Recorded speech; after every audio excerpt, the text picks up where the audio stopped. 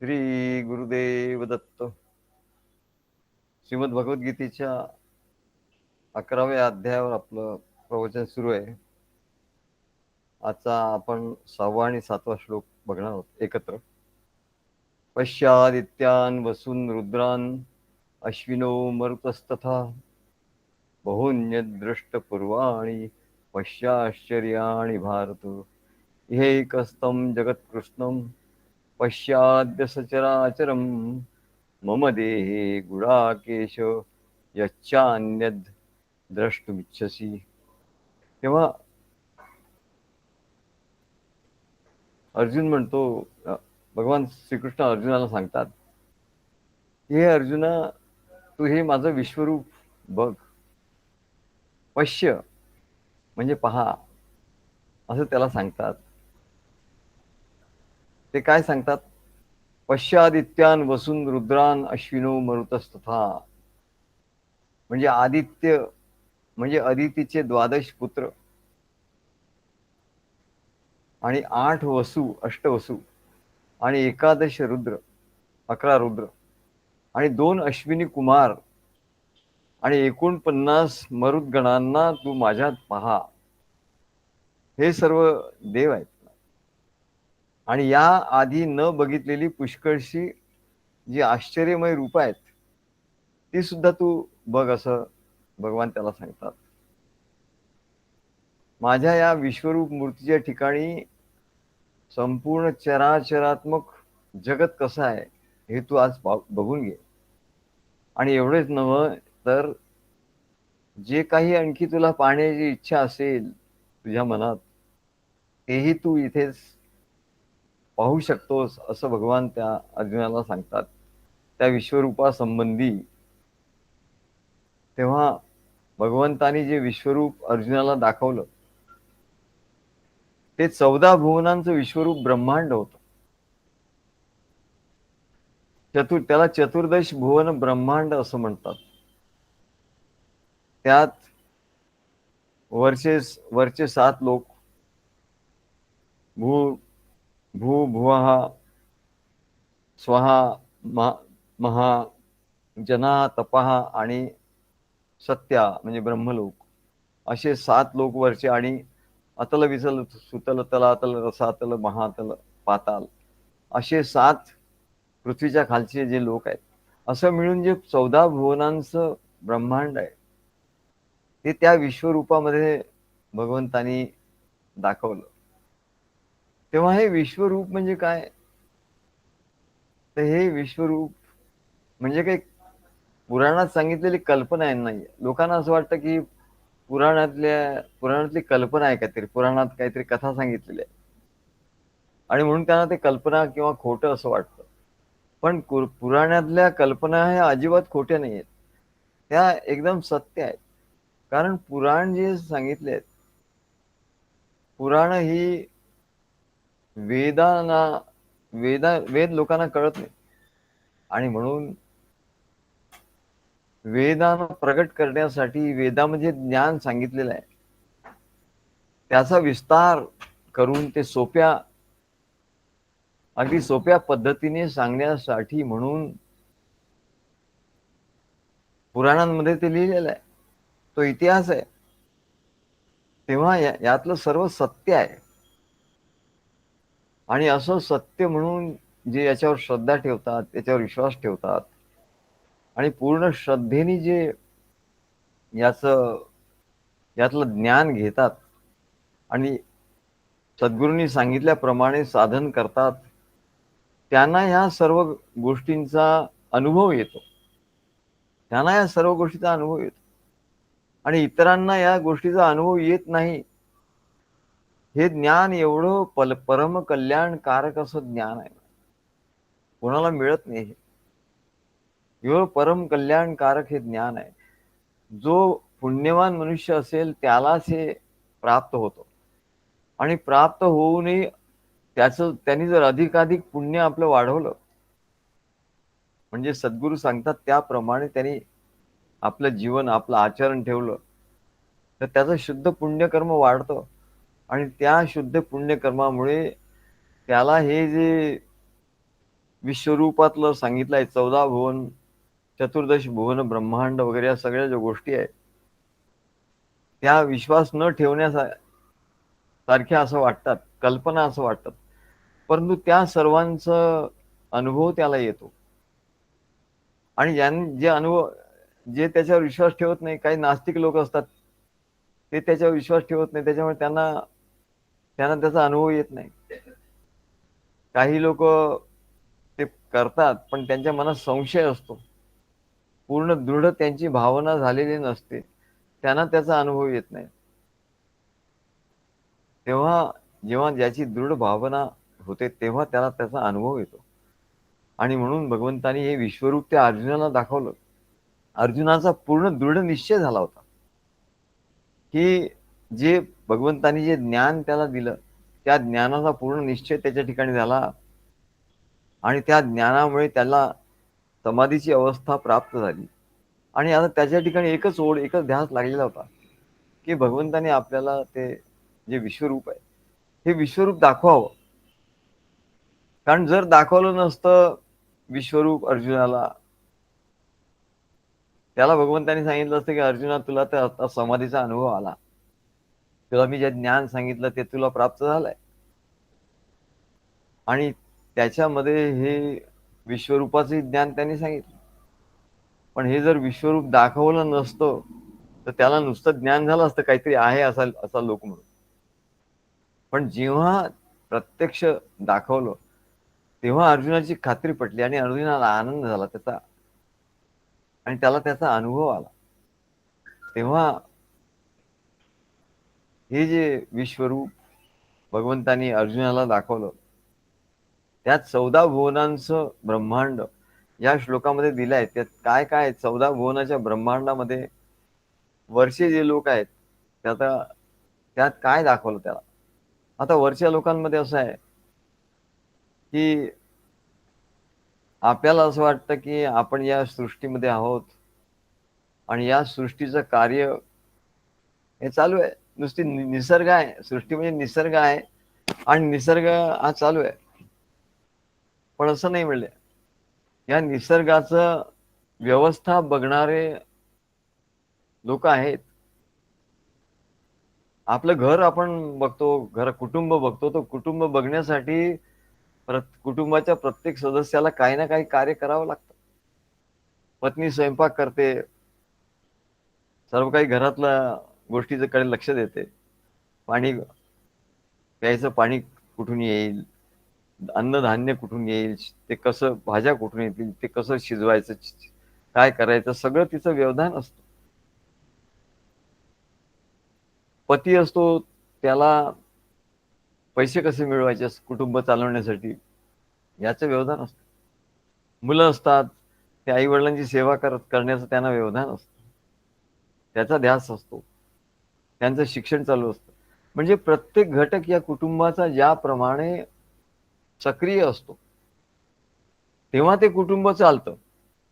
तर तुम्ही विचार करा की 14 भुवनाचं ब्रह्मांड आहे, हे कोणी चालवत नसेल का? हे 14 भुवनाचं ब्रह्मांड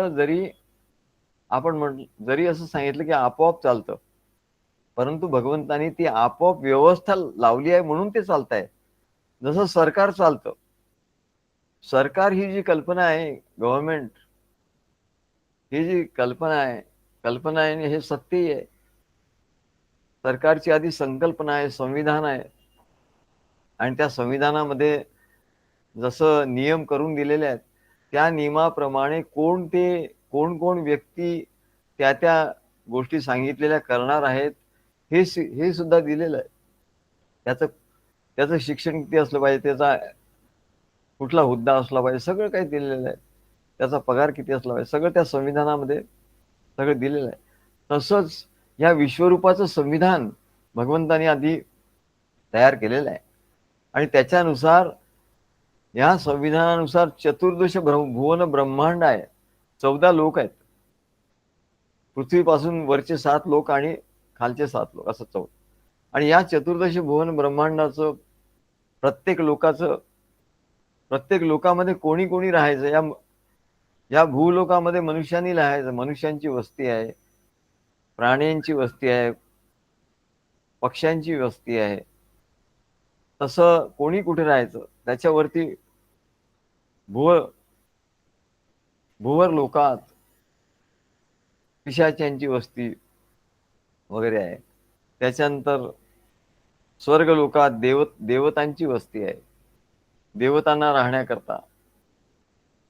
त्याच्यावरती महर लोकात तपश्चर्यावान लोक, जनलोक, तपोलोक, सत्यलोक, त्याच्या तपश्चर्येप्रमाणे त्याला त्याला त्या लोकांमध्ये जागा मिळते. आणि ब्रह्मलोकात ज्याची सर्वात जास्त तपश्चर्या आहे त्याला त्या ब्रह्मलोकात स्थान मिळतं. ब्रह्मदेवाच्या बरोबर तो राहतो. आणि त्याचप्रमाणे त्यांचं वयोमान सुद्धा वाढत वाढत जातं वरवरच्या लोकांमध्ये. तेव्हा अशी सर्व व्यवस्था आहे. आणि भूलोकामध्ये जे मनुष्य प्राणी राहतात ते सर्वात मुख्य आहे म्हणा. परमेश्वराचं बघा सर्वात जास्त लक्ष कुठे आहे, तर भूलोकामध्ये राहणाऱ्या मनुष्य मात्रांच्या वर भगवंताचं लक्षण आहे. हे 14 भुवन ब्रह्मांड कशा करता केलं म्हणा, कोणा करता केलाय? 14 भुवनाचं ब्रह्मांड कोणा करता केलाय आणि कशा करता केलाय? तर म्हणले मनुष्याकरता केलाय बघा. आणि म्हणून मनुष्य केंद्रस्थानी आहे. वरती 7 लोक, खाली 7 लोक, आणि मनुष्य मृत्यू हा भूलोक हा सगळ्यात मध्यभागी आहे. आणि खालचे 7 लोक आणि वरच्या 7 लोकांमध्ये या मनुष्यासाठी सगळी व्यवस्था केलेली आहे म्हणा. देवतांची व्यवस्था कशाला केली, कशा करता केली? स्वर्गलोकात देवता राहतात. मग देवतांची व्यवस्था कशा करताय? भगवान सांगतात की अरे या देवतांना सांगितलं मी तुम्हाला उत्पन्न केलाय, कशा करता? तर मी आता मनुष्यांची प्रजा या भूमीवर उत्पन्न करणार आहे. आणि म्हणून त्या मनुष्यांना जे जे काही लागणार आहे, अन्न धान्य काय, पैसा अडका, जे जे काही लागणार आहे, राहण्यासाठी घर, कपडे, ते काय जे ज्या त्यांच्या गरजा असतील ते पुरवण्याचं हे तुमचं काम आहे असं देवांना, म्हणजे देवांना त्यांनी तिथे स्थानापन्न केलं. जसं एखाद्या ऑफिसात, जसं एखाद्या देशामध्ये पंतप्रधान असतो, राष्ट्रपती असतात, तसं म्हणले मूळ देवता भगवान विष्णू, भगवान नारायण, त्यांच्या खाली ब्रह्मदेव, ब्रह्मा विष्णू महेश अशी व्यवस्था आहे. त्याच्या खाली सर्व देवता. जसं पंतप्रधानांचं कार्यालय, त्यांच्यामध्ये कितीतरी अधिकारी लोक असतात. आणखी कुठलं कार्यालय, त्याच्यात अनेक प्रकारचे कार्यालय असतात. तसं म्हणाले हे 14 भुवनाच्या ब्रह्मांडाचं हे व्यवस्था भगवंतानी केलेली आहे. आणि तिथे त्या देवतांना स्थानापन्न केलंय त्या ठिकाणी. कशा करता? तर मनुष्याला काही दुःख होऊ नये, मनुष्याचं जीवन अत्यंत सुखामध्ये राहावं, सुखामध्ये तो राहावा. आणि त्यांनी काय करावे, नुसतं सुखात राहावा नाही, तर त्याला ही बाह्य सर्व सुख कशा करता मिळावी, तर भगवंताची भक्ती करण्याकरता. आणि तो हे जीवन जगून परमेश्वराची भक्ती करून आणि आनंद, परमेश्वराचा आनंद, आनंदी आनंद, प्रेम, भक्ती, ज्ञान ह्याचा हे सर्व दुमदवून टाकून त्यांनी मग आपल्या परमात्मा स्वरूपाला परत यावं, ही त्याची इच्छा आहे. आणि म्हणून मनुष्याला तिथे, आणि या सर्व लोकांमध्ये कोण राहतो? मनुष्यापैकीच तपश्चर्या करतात ते देव होतात. मनुष्यापैकीच काय आणखीन जास्त तपश्चर्या करतात ते त्याच्यापेक्षा मोठे देव होतात, त्याच्यापेक्षा मोठे देव होतात, अगदी ब्रह्मदेवापर्यंत होतात. म्हणजे मनुष्यातूनच होतात, हे काही दुसऱ्या कशातून होत नाही. हे एकदम काही ते देव झाले किंवा एकदम काही ऋषीमुनी झाले असं नाहीये म्हणा. तर मनुष्य जन्म त्याने घेतला आणि त्याच्यामधूनच ते तपश्चर्येने उन्नत होत होत होत वरच्या लोकांमध्ये ते गेलेले आहेत. अगदी ब्रह्मदेवाच्या लोकांपर्यंत गेलाय, अगदी वैकुंठ लोकांपर्यंत गेलाय. नाहीतर त्या लोकांना अर्थच काय होणार? या चतुर्दश भुवन ब्रह्मांडाला अर्थच काय आहे? जर मनुष्यानी भक्तिमार्ग केला नाही, तपश्चर्या केली नाही, तर भगवान काय म्हणतील, अरे एवढे मी लोक तयार केले, स्वर्गलोक, महरलोक, जनलोक, तपलोक, ब्रह्मलोक, मग इथे जाणार कोण काय? आणि म्हणून या पृथ्वीवर अत्याचार अनाचार लोक जे करतात ते वरच्या लोकात जात नाही, ते खालच्या लोकात जातात, ते नरक लोकात जातात. तिथेही पाहिजे ना, काहीतरी लोकसंख्या तिकडेही पाहिजे. मग तिकडे जातात. आणि जे परमेश्वराची भक्ती करतात ते वरच्या वरच्या लोकाला जातात. तेव्हा त्यांच्यासाठी असे वेगवेगळे भुवन बांधून ठेवले, एवढे महाल बांधून ठेवले आहेत म्हणा, त्यांची स्थानं बांधून ठेवलेली आहे. आणि म्हणून सांगतात की विश्वरूप काय केवळ पौराणिक कथा नाही, कल्पना नाही, तर वैदिक ऋषींना त्यांच्या कठोर तपश्चर्येने आणि परमात्म्याच्या परमकृपेने प्राप्त झालेलं हे सनातन वैदिक विश्वाचं महाविज्ञान आहे. हे महाविज्ञान आहे म्हणलं. अरे तुमचं विज्ञान कसलं म्हणाले. आता हे लोक जे वरचे लोक आहेत ते दिसत नाही म्हणाले. का दिसत नाही? आता तुम्हाला अमेरिका दिसते का? इथून लोक सांगतात की अशी अमेरिका, कारण ते जाऊन आले. अंतरिक्षात कोणी अंतरिक्ष प्रवासी जातो तेव्हा तो म्हणतो की मी पाहिलं, पण तुम्ही बघितलं का? नाही. मग तुम्ही नाही पण नाही म्हणू शकत नाही, कारण तो जाऊन आलाय. लोक अमेरिकेला जातात, ऑस्ट्रेलियाला जातात, परदेशात जातात. तुम्ही गेले नाही म्हणून तुम्ही नाही म्हणू शकत नाही. पण तसंच आपल्या ऋषी मुनी हे सर्व तपश्चर्या करून काही स्वर्ग लोकात गेले, काही महर लोकात, काही जन लोकात, काही तपोलोकात, काही ब्रह्मलोकात गेले. आणि त्यांनी हे सर्व शास्त्र लिहून ठेवलं, महाविज्ञान त्यांनी लिहून ठेवलं, की जिथे जिथे ते गेले तिथे तिथे त्याच्याप्रमाणे या चतुर्दश भुवन ब्रह्मांडाचं ज्ञान त्यांनी लिहून ठेवलं. लोक म्हणतात खोटं आहे, कशाहून दिसत नाही. तुम्हाला अंतरिक्षातला गेलेला दिसतो का प्रवासी? नाही दिसत. तुम्हाला अमेरिका इथे बसल्या बसल्या दिसते का? पण ते लोक म्हणतात ना आम्ही जाऊन आलो अमेरिकेत. तसंच आहे, म्हणजे सगळ्या गोष्टी प्रत्यक्ष प्रमाणावर आधारित नाही.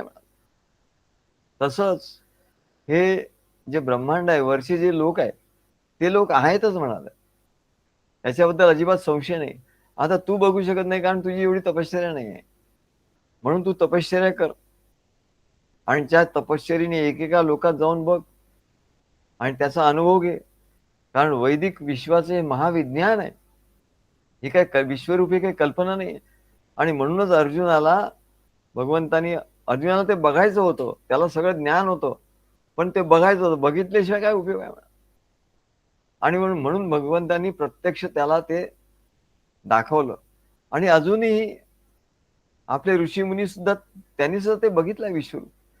नुसत्या एकट्या अर्जुनाने बघितलं असं नाही. म्हणले मार्कंडेय ऋषींना सुद्धा भगवंतानी आपलं विश्वरूप दाखवलं. यशोदा मातेला सुद्धा भगवान श्रीकृष्णाने आपल्या मुखामध्ये विश्वरूप दर्शन दाखवलं. तसं म्हणले अनेक जे ऋषी मुनी झाले त्यांना या विश्वरूपाचं दर्शन झालं. कारण काय? तर त्यांची तपश्चर्या. तेव्हा प्रत्यक्ष विश्वाच्या उत्पत्तीचं आणि संचालनाचं एक संपूर्ण मानचित्रच हे आहे. म्हणले विश्वरूप म्हणजे संपूर्ण विश्व संचालन. आता इतर धर्मीय लोक किंवा हे ते तिकडे जाऊ शकत नाही, कारण त्यांच्या ठिकाणी तेवढी तपश्चर्याच नाही. इतर जे धर्म आहेत त्यांच्यामध्ये तेवढी तपश्चर्या नसल्यामुळे ते वरच्या लोकात जाऊ शकत नाही. त्याच्यामुळे ते म्हणतात की तरी आहे, काही धर्मामध्ये आहे, ते काय म्हणतात स्वर्गापर्यंत जाऊ शकतात. काय 72 हूर काहीतरी म्हणतात इस्लामीमध्ये. तिथपर्यंत ते त्याच्या पलीकडे जात नाही, कारण त्यांना अप्सरा पाहिजे, त्यांना सगळे सुखोभोग पाहिजे, त्याच्यासाठी ते जातात म्हणाल. पण त्याच्या वरच्या लोकांमध्ये जात नाही, म्हणून त्यांच्या वरच्या लोकांची कल्पना त्यांच्या ठिकाणी नाहीये, त्यांना माहिती नाही.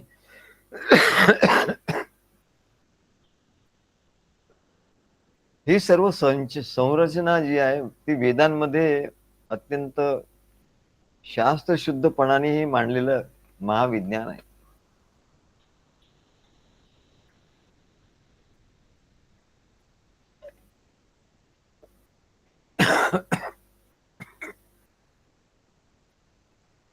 आणि भगवंताने अर्जुनाला ते दाखवलं. या विश्वरूपात 14 भुवनांची मांडणी केलेली आहे, आपण बघितलं. त्याच्या सर्वात वरचे जे दोन बाय, आपण एका टॉवरची जर कल्पना केली, आता हल्ली केवढे मोठे मोठे टॉवर तयार होत आहेत, 100 मजली, 120 मजली वगैरे. तेव्हा म्हणजे सर्वात वरचा जो लोक, वरचे जे 4 लोक आहेत, ऊर्ध्व लोक,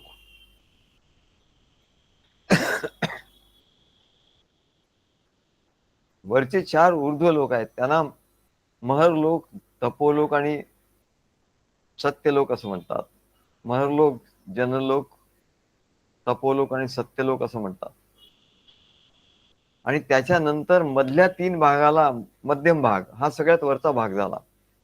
महरलोक, जनलोक, सत्यलोक. आता मधल्या 3 भागाला म्हणतात भूलोक. आपण जिथे राहतो, भूलोक, भुवरलोक आणि स्वर्गलोक असे 3, आणि ते वरचे 4, असे 7 वरचे लोक आहेत. तेव्हा असं हे चतुर्दश भुवन ब्रह्मांडाचे वरचे 4 लोक, 4 आणि 3 7 लोक असे आहेत. आणि खालच्या 7 भागांना सप्त पाताळ लोक असं म्हणतात. हे सर्व त्या विश्वरूपामध्ये भगवंतानी अर्जुनाला दाखवत आहेत. हे बघ, हे सर्व लोक तू बघ. यात अतल, वितल, सुतल, तलातल, रसातल, महातल, पाताल असे 7 लोक आहेत म्हणा. याला सप्त पाताल असं म्हणतात.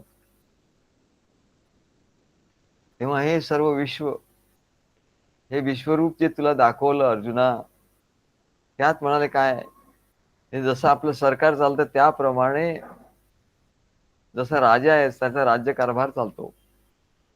यात प्रधान असतात, प्रधान मंडळ असतं, अनेक लोक असतात, अनेक पदाधिकारी असतात, अनेक सदस्य असतात, आणि ते शक्तिशाली लोक असतात.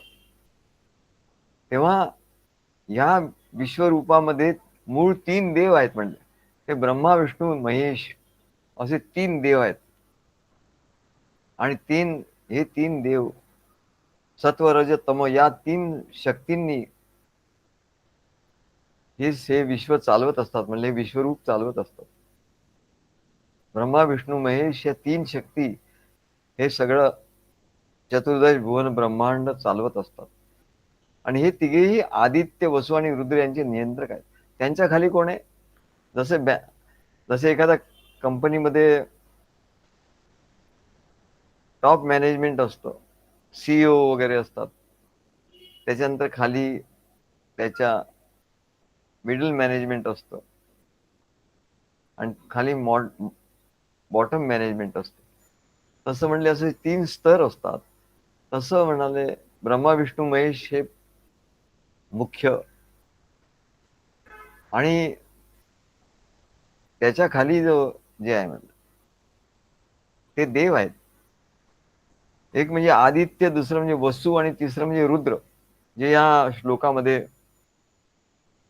भगवंतांनी लिहिलं आहे. आदित्य, वसु, रुद्र आणि अश्विनी कुमार असं आहे.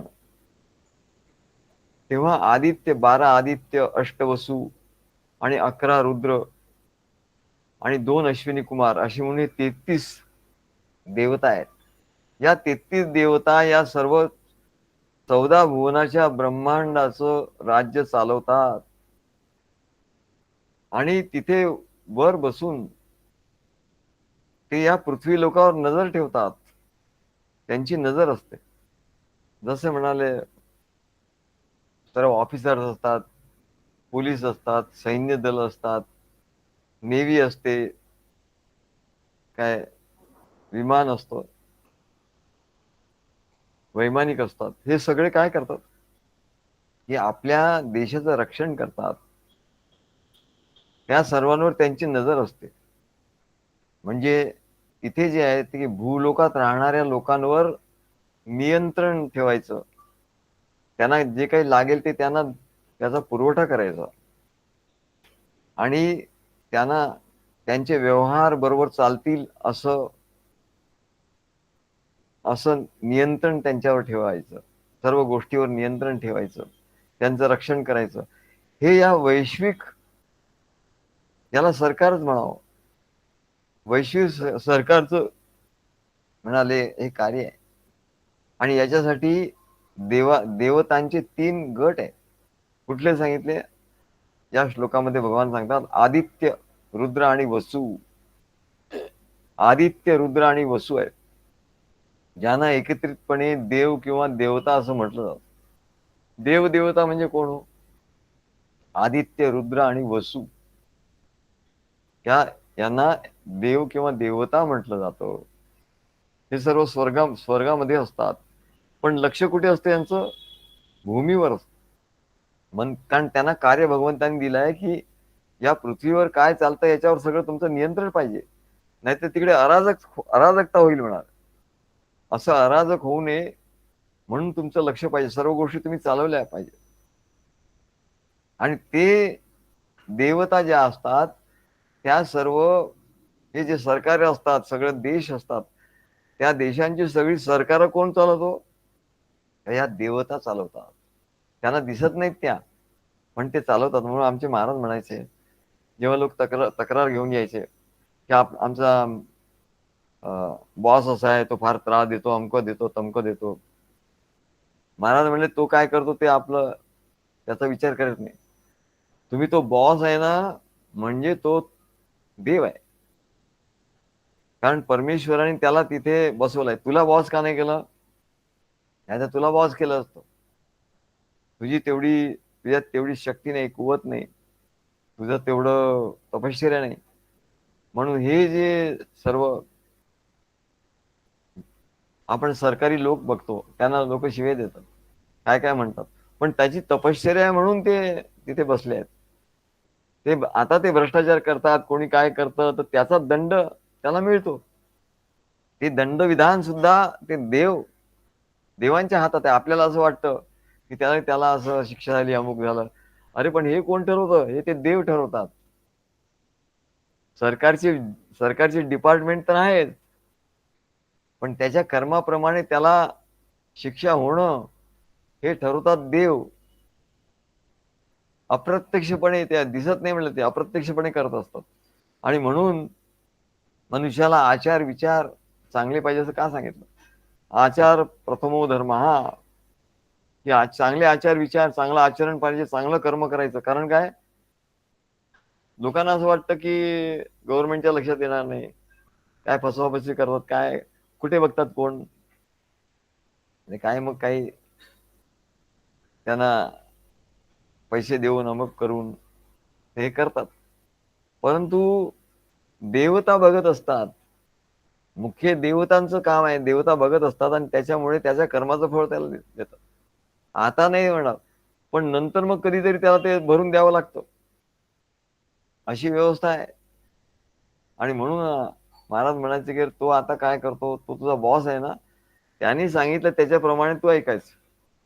कारण त्याच्यावरती देवता आहे, ती त्याला प्रेरणा करते आहे आणि त्या प्रेरणेनुसार तो वागतोय. ह्या ज्या देवता आहेत म्हणले स्वर्गलोकात बसलेल्या, त्या नुसत्या स्वर्गलोकात बसलेल्या नाही, त्या भूमीवर येतात म्हणाल. आणि त्या भूमीवर येऊन काय चाललंय, सर्व व्यवस्थित चाललंय किंवा नाही आहे, हे सर्व ते बघत असतात. कुठे बघतात? आम्हाला तर काही दिसत नाही. तुम्हाला दिसत नाही म्हणलं, कारण तुम्ही पाहू शकत नाही. हा विश्वरूप बघू शकला नाही. अर्जुन सुद्धा विश्वरूप बघू शकला नाही. कारण काय, की तेवढं तेजोमय होतं की त्याला ते सहन झालं नसतं. आणि म्हणून भगवंतानी त्याला दिव्य दृष्टी दिली. ते बघण्यासाठी दिव्य दृष्टी लागते. आणि देवता का दिसत नाही म्हणाले? देवतांचा देह असतो, त्याच्यामध्ये तो आपल्यासारखा नसतो. आपलं पृथ्वी, आप, तेज, वायू, आकाश यांनी बनलेला आपला देह असतो, जड देह असतो. परंतु देवतांचा जो देह असतो तो तेज, वायू, आकाश. पृथ्वी आप तिथे नसतं. तेज, वायू, आकाश, तेजापासूनच सुरुवात होतो. तेज, वायू, आकाश यांनी तो तयार झालेला असतो. आणि त्याच्यामुळे जर देवता दिसली, देवता तुम्हाला दिसली समोर, तरी तुम्हाला बघता येणार नाही, एवढं तेज असतं त्याचं. तुमचे डोळे दिपून जातील, एवढं तेज असतं. माझे वडील खूप अनुष्ठान करायचे पूर्वी. त्यांनी एकदा मला गोष्ट सांगितली. त्यांच्या गुरुनी त्यांना सांगितलं की तुम्हाला पैसा हवा असेल, आता एवढं मोठं कुटुंब आहे, चार चार मुली, चार मुलं, तर म्हणे तुम्ही असं करा, लक्ष्मीची आराधना करा. आमच्या वडिलांना त्यांनी सांगितलं, त्यांच्या गुरुंनी. ते मोठे तंत्रमंत्र जाणणारे मोठे पंडित होते आणि पुराणिक पण होते आणि शंकराचार्यांच्या संप्रदायातले होते, सद्गुरू होते.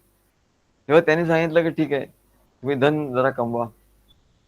मग म्हणाले आता त्यावेळेला काही एवढं पार्ट टाइम वगैरे आणि एवढे नोकऱ्या आणि एवढं काहीच नव्हतं. त्याच्यामुळे त्यांना सांगितलं की तुम्ही लक्ष्मीची आराधना करा. आणि वडील बसायचे रात्री 12च्या नंतर, माझे वडील बसायचे आणि त्याची व्यवस्था वगैरे आम्हालाच करायला लागायची, इतर सगळे झोपले असायचे. आणि ते मध्यरात्री ते अनुष्ठान करायला बसायचे आणि ते संस्कृतचे स्तोत्र असं आणि मंत्र असे म्हणायचे, हे जे कधी कोणी ऐकले नसले असे ते होते. तेव्हा त्या मंत्राने अभिषेक करता करता एक दिवस काय झालं की रात्री, मध्यरात्री त्यांना लक्ष्मी प्रसन्न झाली आणि असा प्रकाश झोत आला, खूप मोठा प्रकाश झोत आला आणि ते लक्ष्मी प्रगट झाली. लक्ष्मी प्रगट झाली, पण तो प्रकाश एवढा जबरदस्त होता की त्याला तो सहनच झाला नाही आणि त्याच्यामुळे ती मूर्छा अशी त्यांना आली आणि त्यांना लक्ष्मीला काय मागायचं ते मागायचं राहून गेलं. ते म्हणजे लक्ष्मी प्रसन्न झाली, पण तिचा तो प्रकाश एवढा होता जबरदस्त की म्हणलं काय मी एवढं झालं की मला काय मागायचं राहिलं. आणि ती गुप्त झाली म्हणा. देवता जास्त वेळ राहत नाही, त्या पटकन वर माग म्हणशी निघून जाशी, पुन्हा न कधी येशी, पुन्हा येत नाही म्हणा. तेव्हा अशा बऱ्याच लोकांनी असे अनुभव घेतले आहेत. असे अनेकांचे अनुभव असतात. तेव्हा असं ज्यांना असे अनुभव नाही ते काय म्हणतात की नाही खोट आहे, त्यांना म्हणू द्या खोट आहे, आपल्याला काय करायचं. त्यांना खोट आहे म्हणू द्या, म्हणजे त्यांना तो अनुभव येणारच नाही म्हणाल, कधीच येणार नाही. अशीच परमेश्वराची व्यवस्था आहे. पण परमेश्वराचे जे भक्त आहेत त्यांच्यासाठी हे शास्त्र, आपल्या ऋषी मुनींनी शास्त्र करून ठेवलंय, त्याच्यावर त्याचा विश्वास पाहिजे, त्याच्यावर श्रद्धा, दृढ श्रद्धा पाहिजे, दृढ पाहिजे, असेल की नाही. आणि म्हणून मग आम्ही साधन जे सांगतो ते काही लोक करत नाहीत. आम्ही त्या सांगितलं जपयज्ञ करा, आम्ही मंत्र दिला, काही लोक जप करतात, काही लोक करतच नाही, काही लोक विसरून पण जातात. अशा आम्ही कित्येक लोकांना दिलं, विसरून जात, कारण श्रद्धा नाही, दृढ श्रद्धा नाही, विश्वास नाही, प्रेम नाही. त्याच्यानंतर सांगितलं देवयज्ञ करा, जसं यज्ञ शिकवलं, यज्ञाची संहिता लिहून दिली, सगळं काय केलं. पण काही लोक करतात, मोठ्या भक्तिभावाने सर्व व्यवस्थित करतात आणि त्यांना त्याचा उपयोग होतो, आणि काही लोक करतच नाहीत. मग त्याचा कसा उपयोग होणार, त्यांची श्रद्धाच नाही. तेव्हा म्हणलं इकडे श्रद्धा आणि विश्वास असल्याशिवाय काही उपयोग नाही म्हणत. आम्ही सांगतो 3 प्रकारचे यज्ञ कमीत कमी करा, देवयज्ञ, जपयज्ञ आणि ज्ञानयज्ञ. ज्ञानयज्ञ करा. ज्ञानयज्ञ हा सगळ्यात मोठा, म्हणजे बाकी तू यज्ञ करशील, जप करशील, देवयज्ञ करशील, पण जर सद्गुरूंचं प्रवचन ऐकणार नाही म्हणजे ज्ञान यज्ञ करणार नाही, तर ज्ञान यज्ञाशिवाय कुठल्याच यज्ञाची सांगता होत नाही, तो सिद्ध होत नाही. तू जप करशील तरी सिद्ध होणार नाही, तू देवयज्ञ करशील तरी तो यज्ञाचं फळ मिळणार नाही. त्यांना असं वाटतं काय प्रवचन काय ऐकायचं आहे. काही लोक ऐकतात या कानाने त्या कानाने सोडून देतात. तेव्हा हे असं नाहीये म्हणा, म्हणून तर अनुभव येत नाही. आणि अनुभव नाही आला की मग लोक सोडून जातात. नाही मग इथे अनुभव नाहीत मग तिकडे जातात, तिकडे अनुभव नाहीत तिकडे जातात, तिकडे अनुभव नाहीत तिकडे जातात. पण एका ठिकाणी राहून एकनिष्ठपणाने जर ते केलं, तीनच तर गोष्टी करायच्या, केवढं सोपं आहे. तीनच तर गोष्टी करायच्या. जपयज्ञ करायचं, ज्ञानयज्ञ सद्गुरूंचं प्रवचन नियमाने ऐकायचं आहे, त्याचं मनन चिंतन करायचं आहे, आणि देवयज्ञ, ज्ञानयज्ञ आणि जपयज्ञ, देवयज्ञ करायचं. या तीनच तर गोष्टी सांगितल्या. सद्गुरूंशी संपर्क करायचा आहे, त्यांना विचारायचं आहे, त्यांना आपल्या मनातलं सांगायचं आहे. ह्या ज्या गोष्टी याने अनुभव येणार आहे. धीरे धीरे रे मना, धीरे सब कुछ होय. कबीर सांगतात, अरे मना तू घाई करू नको म्हणले, धीरे धीरे सगळं होतं, सगळं आपोआप होतं म्हणाले. कारण काय, हे कशामुळे होतं, तुला सांगितलं, या विश्वरूप दाखवलं. अशी व्यवस्था परमेश्वराची आहे. त्या परमेश्वराच्या व्यवस्थेमध्ये सर्व गोष्टी ह्या आपोआप घडणाऱ्या आहेत. परंतु त्याच्यावर दृढ विश्वास ठेवून सद्गुरूंना शरण जाऊन सद्गुरू सांगतात त्याच्याप्रमाणे तू हे केलं पाहिजे, तर तुला अनुभव येईल, तर नाही अनुभव येणार. कारण देव सुद्धा बघतात हे सद्गुरू ना शरण गेलाय की नाही. बरं गेलाय तर मग सद्गुरूंच्या सांगण्याप्रमाणे हा साधना करतोय की नाही. मग सद्गुरूंच्या सांगण्याप्रमाणे जर तो साधन करत नसेल, आपल्या मनाने काहीतरी करत असेल, तर ते देव त्याला तो अनुभव आणून देऊ शकत नाही. देव त्याला अडथळा करतात. ते म्हणतात याचं आचरण बरोबर नाही, हा जप करत नाही, हा सद्गुरूंचं हे दिलेल्या नियमांचं पालन करत नाही, हा सद्गुरूंची भक्ती करत नाही, तर मग याला कशाला द्यायचं. आणि म्हणून ते कारण देणारे देव आहेत, हे लक्षात ठेवा. सद्गुरू किंवा ईश्वर किंवा परमेश्वर हे देत नाही काही, देणं नास्ती घेणं नास्ती. तर यांची जी व्यवस्था आहे, जे भगवंतानी केलेली आहे, त्या व्यवस्थेमध्ये प्रत्यक्ष जे देव आहेत ते देव सर्व देतात.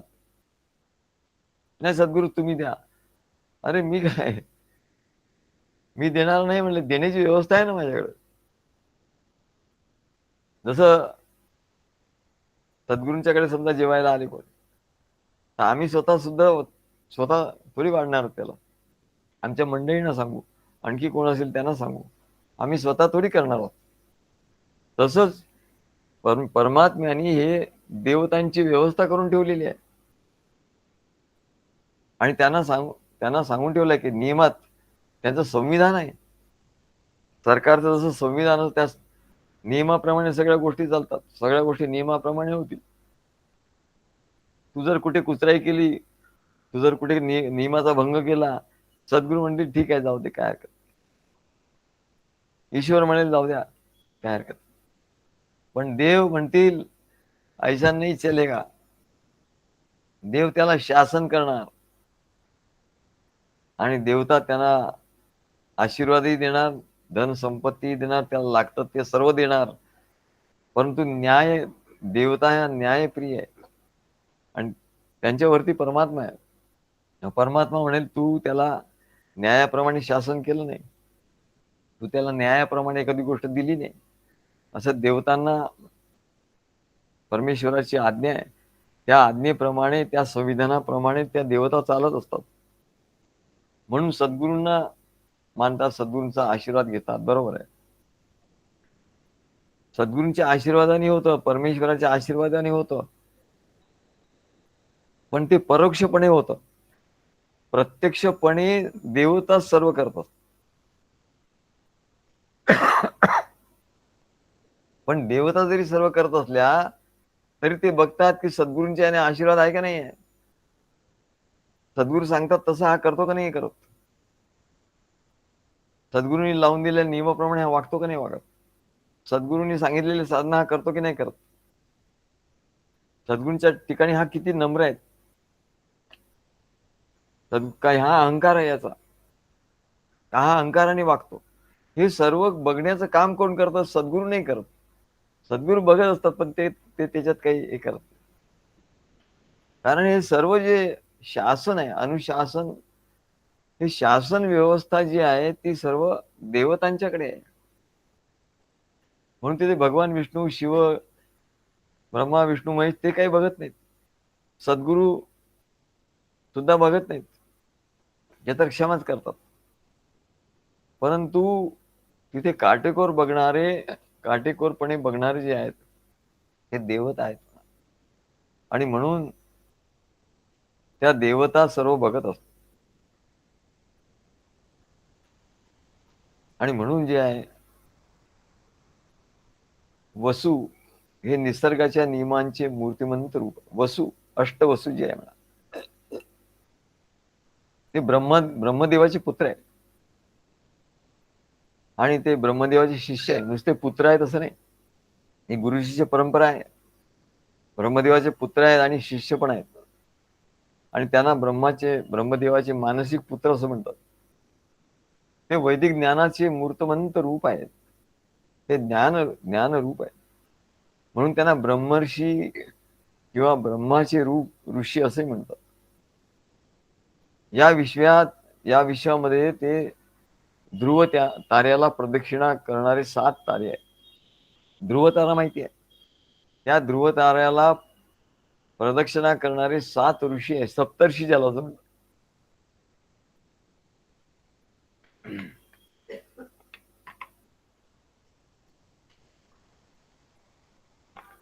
सप्तर्षी आहेत. ध्रुव ताराला ते प्रदक्षिणा करतात. 7 तारे हे त्यांची निवासस्थान आहेत. मगाशी जसं सांगितलं, प्रत्येकाला निवासस्थान दिलेलं आहे किंवा या सप्तर्षींना निवासस्थान दिलेलं आहे. त्याच्यानंतर यांना एकत्रितपणे 8 वसू असं म्हणतात. प्रत्येक मन्वंतरामध्ये मनुच्या नावाने मन्वंतरामध्ये वसू बदलतात. म्हणजे जसं ऑफिसेसमध्ये लोक रिटायर होतात, अधिकारी रिटायर होतात, कर्मचारी रिटायर होतात, त्याच्याप्रमाणे वसू सुद्धा बदलतात. तरी म्हणले ध्रुव हा एक वसूच आहे. ध्रुव ताऱ्यात राहणारा वसू त्याला ध्रुव असं म्हणतात. त्याला भगवान विष्णूंनी खास सवलत दिलेली आहे. बराच काळ राज्य करण्याचा आशीर्वाद त्याला दिलेला. आणि म्हणूनच वैदिक ग्रंथ गौतम, वसिष्ठ, अत्री, कश्यप, भरद्वाज, विश्वामित्र आणि जमदग्नी या 7 ऋषींबद्दल या वेदांमध्ये सांगितलेलं आहे आणि निरनिराळ्या पौराणिक ग्रंथांमध्येही सांगितलं आहे. तेव्हा भगवान सांगतात ही अशी व्यवस्था आहे म्हणाले. बघ या विश्वरूपात काय काय व्यवस्था आहे, विश्वरूपात काय आहे अर्जुना हे बघ. ब्रह्मदेवाने म्हणाले हे 7 ऋषी आहेत.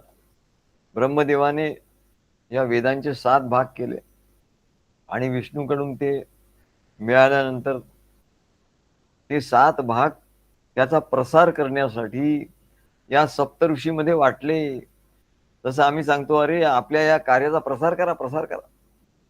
जो तो प्रवचन ऐकतो, जप करतो, काय यज्ञ करत असेल, पण सद्गुरूचं जे कार्य आहे ते त्याचा विस्तार करायचा ते कोणी करतच नाही म्हणा.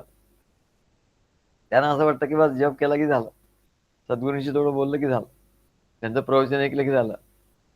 पण तसं नाहीये म्हणा. याचा प्रसार झाला पाहिजे, प्रसार. तेव्हा देवांच्या लेव्हलवर तिथे ब्रह्मदेवानी वेदांचे 7 भाग केले. आपण जे पुस्तकं प्रकाशित करत असतो आणि त्या पुस्तकांच्या द्वारे आपण तो वेदच आहे म्हणा, हे सर्व वेदच आहेत. त्याचा प्रसार झाला पाहिजे. मग त्याचा प्रसार झाला पाहिजे, भक्तिमार्गाचा प्रसार झाला पाहिजे. तर तिथे ऋषी होते, सप्तर्षी, आणि एवढे देव होते आणि सप्तर्षी होते.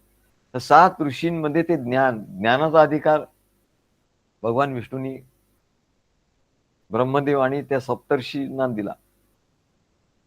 त्यानंतर हे ऋषी असे काय ज्ञानी होते.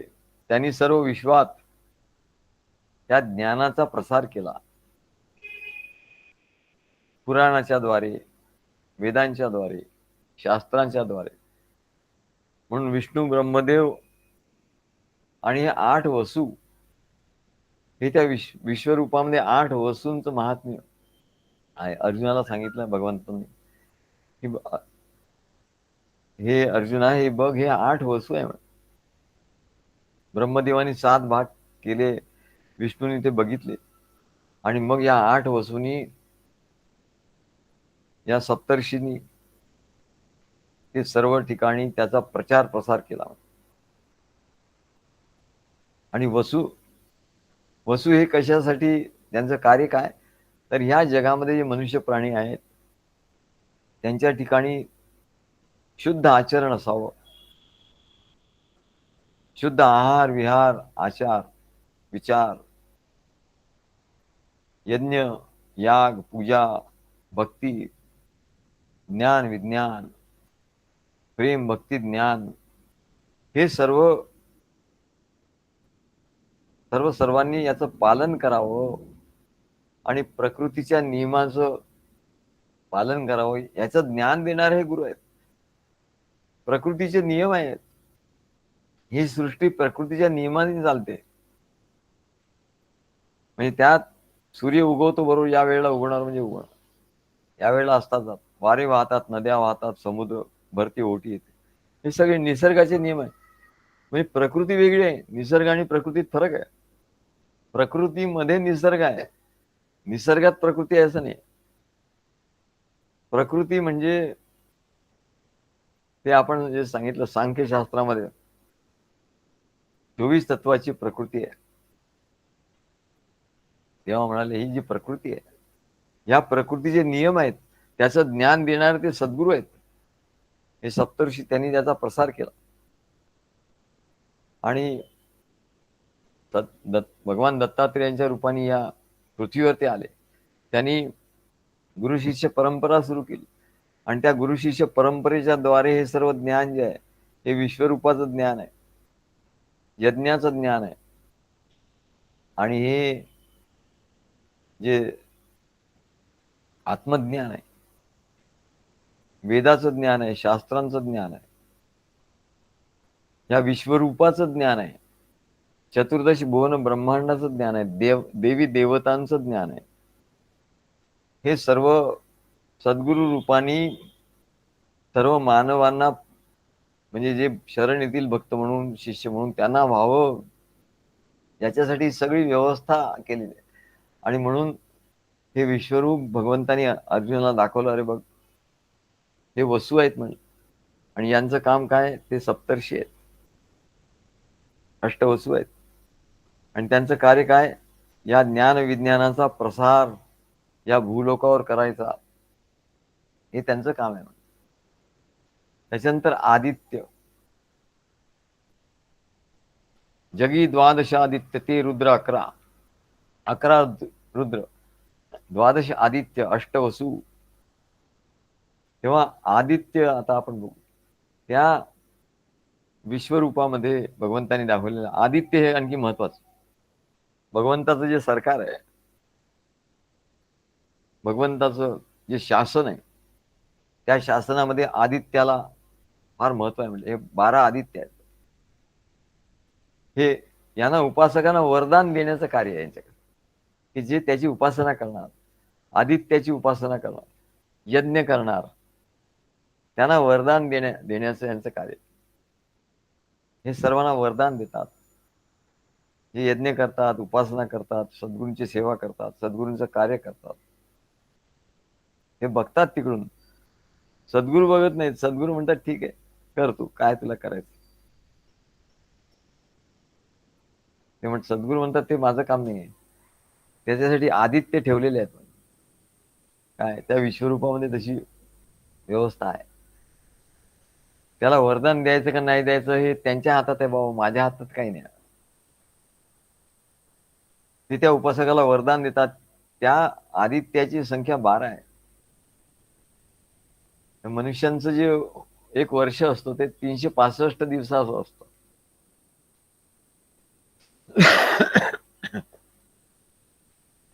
परंतु ते 360 दिवस असं मोजलं जातं आपल्या ह्याच्यामध्ये.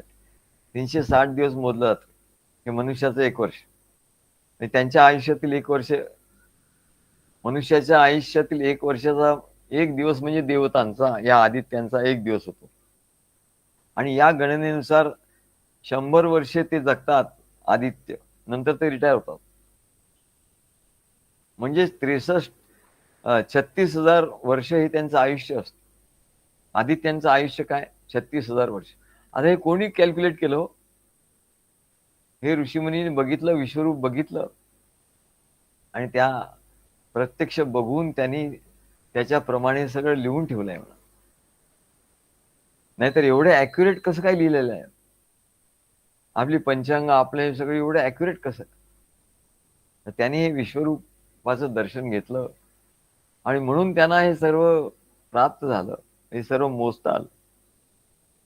तेव्हा आदित्य 36,000 वर्ष,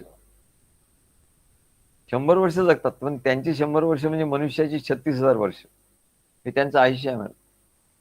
आदित्यांचं, सूर्यांचं हे आदित्य, ते वर जे 7 ऋषी आपण सांगितले, सप्तर्षी, यांच्यापैकी एक सप्तर्षी जे होते कश्यप, त्यांची पत्नी जी अदिती, त्यांचे हे पुत्र आहेत बघा एका. आणि त्याच्यामुळे त्यांच्यापेक्षा श्रेष्ठ आहे. आदित्यापेक्षा वसु श्रेष्ठ आहे, सप्तर्षी श्रेष्ठ आहे. कश्यपाची पत्नी आणि अदितीचे, कश्यपाची पत्नी अदिती त्यांचे पुत्र आहे, म्हणून त्यांना आदित्य असं म्हणतात. आणि म्हणून एक वसूंपेक्षा खालच्या स्थानावर आदित्य जे आहे ते वसूंपेक्षा खालच्या स्थानावर आहेत. बघा ज्ञान देणारे जे आहेत, ज्ञान देणारे हे सगळ्यात श्रेष्ठ आहेत. सद्गुरू सर्वात श्रेष्ठ आहेत का? तर ते ज्ञान देतात. वसू हे ज्ञान देतात, ज्ञानाचा, वेदांचा आणि ज्ञानाचा हे विस्तार करतात, प्रसार करतात, म्हणून ते सगळ्यात श्रेष्ठ आहेत. आणि आदित्य हे उपासकाला हे देव आहेत, त्यांची उपासना करतात, त्यांच्या हातात शासन आहे. जे उपासना करतात, जे चांगले आचार विचार ज्यांचे आहेत, जे भगवंताची भक्ती करतात, सद्गुरूची भक्ती करतात, त्यांना ते वरदान देतात. पण ते वसूंच्या खालच्या स्थानावर आहे. आणि म्हणूनच वसूंचे गुरु ब्रह्मा आणि विष्णू, ब्रह्मा विष्णू महेश हे वसूंचे म्हणजे ऋषींचे गुरु आहेत. आणि आदित्यांची सुद्धा पूजा केली जाते. आणि आदित्य काय बघतात की हा पूजा करतो की नाही, याचे कर्म चांगले आहेत की नाही, हा यज्ञ करतो की नाही, हा सद्गुरूंची सेवा करतो की नाही, हा सद्गुरूंनी सांगितल्याप्रमाणे वागतो की नाही. इथे लोक वागतात आमच्याशी कशाही प्रकारे, काही काही लोक, बाकी सगळे लोक चांगले वागतात. पण एखादा असा निघतो म्हणून तो सद्गुरूंच्या विरुद्ध वागतो. सद्गुरू काय म्हणतात, काय करणार, त्याला सांगून बघतात, सगळं करतात, पण ते त्यांच्या हातात नाही, ते देवतांच्या हातात आहे.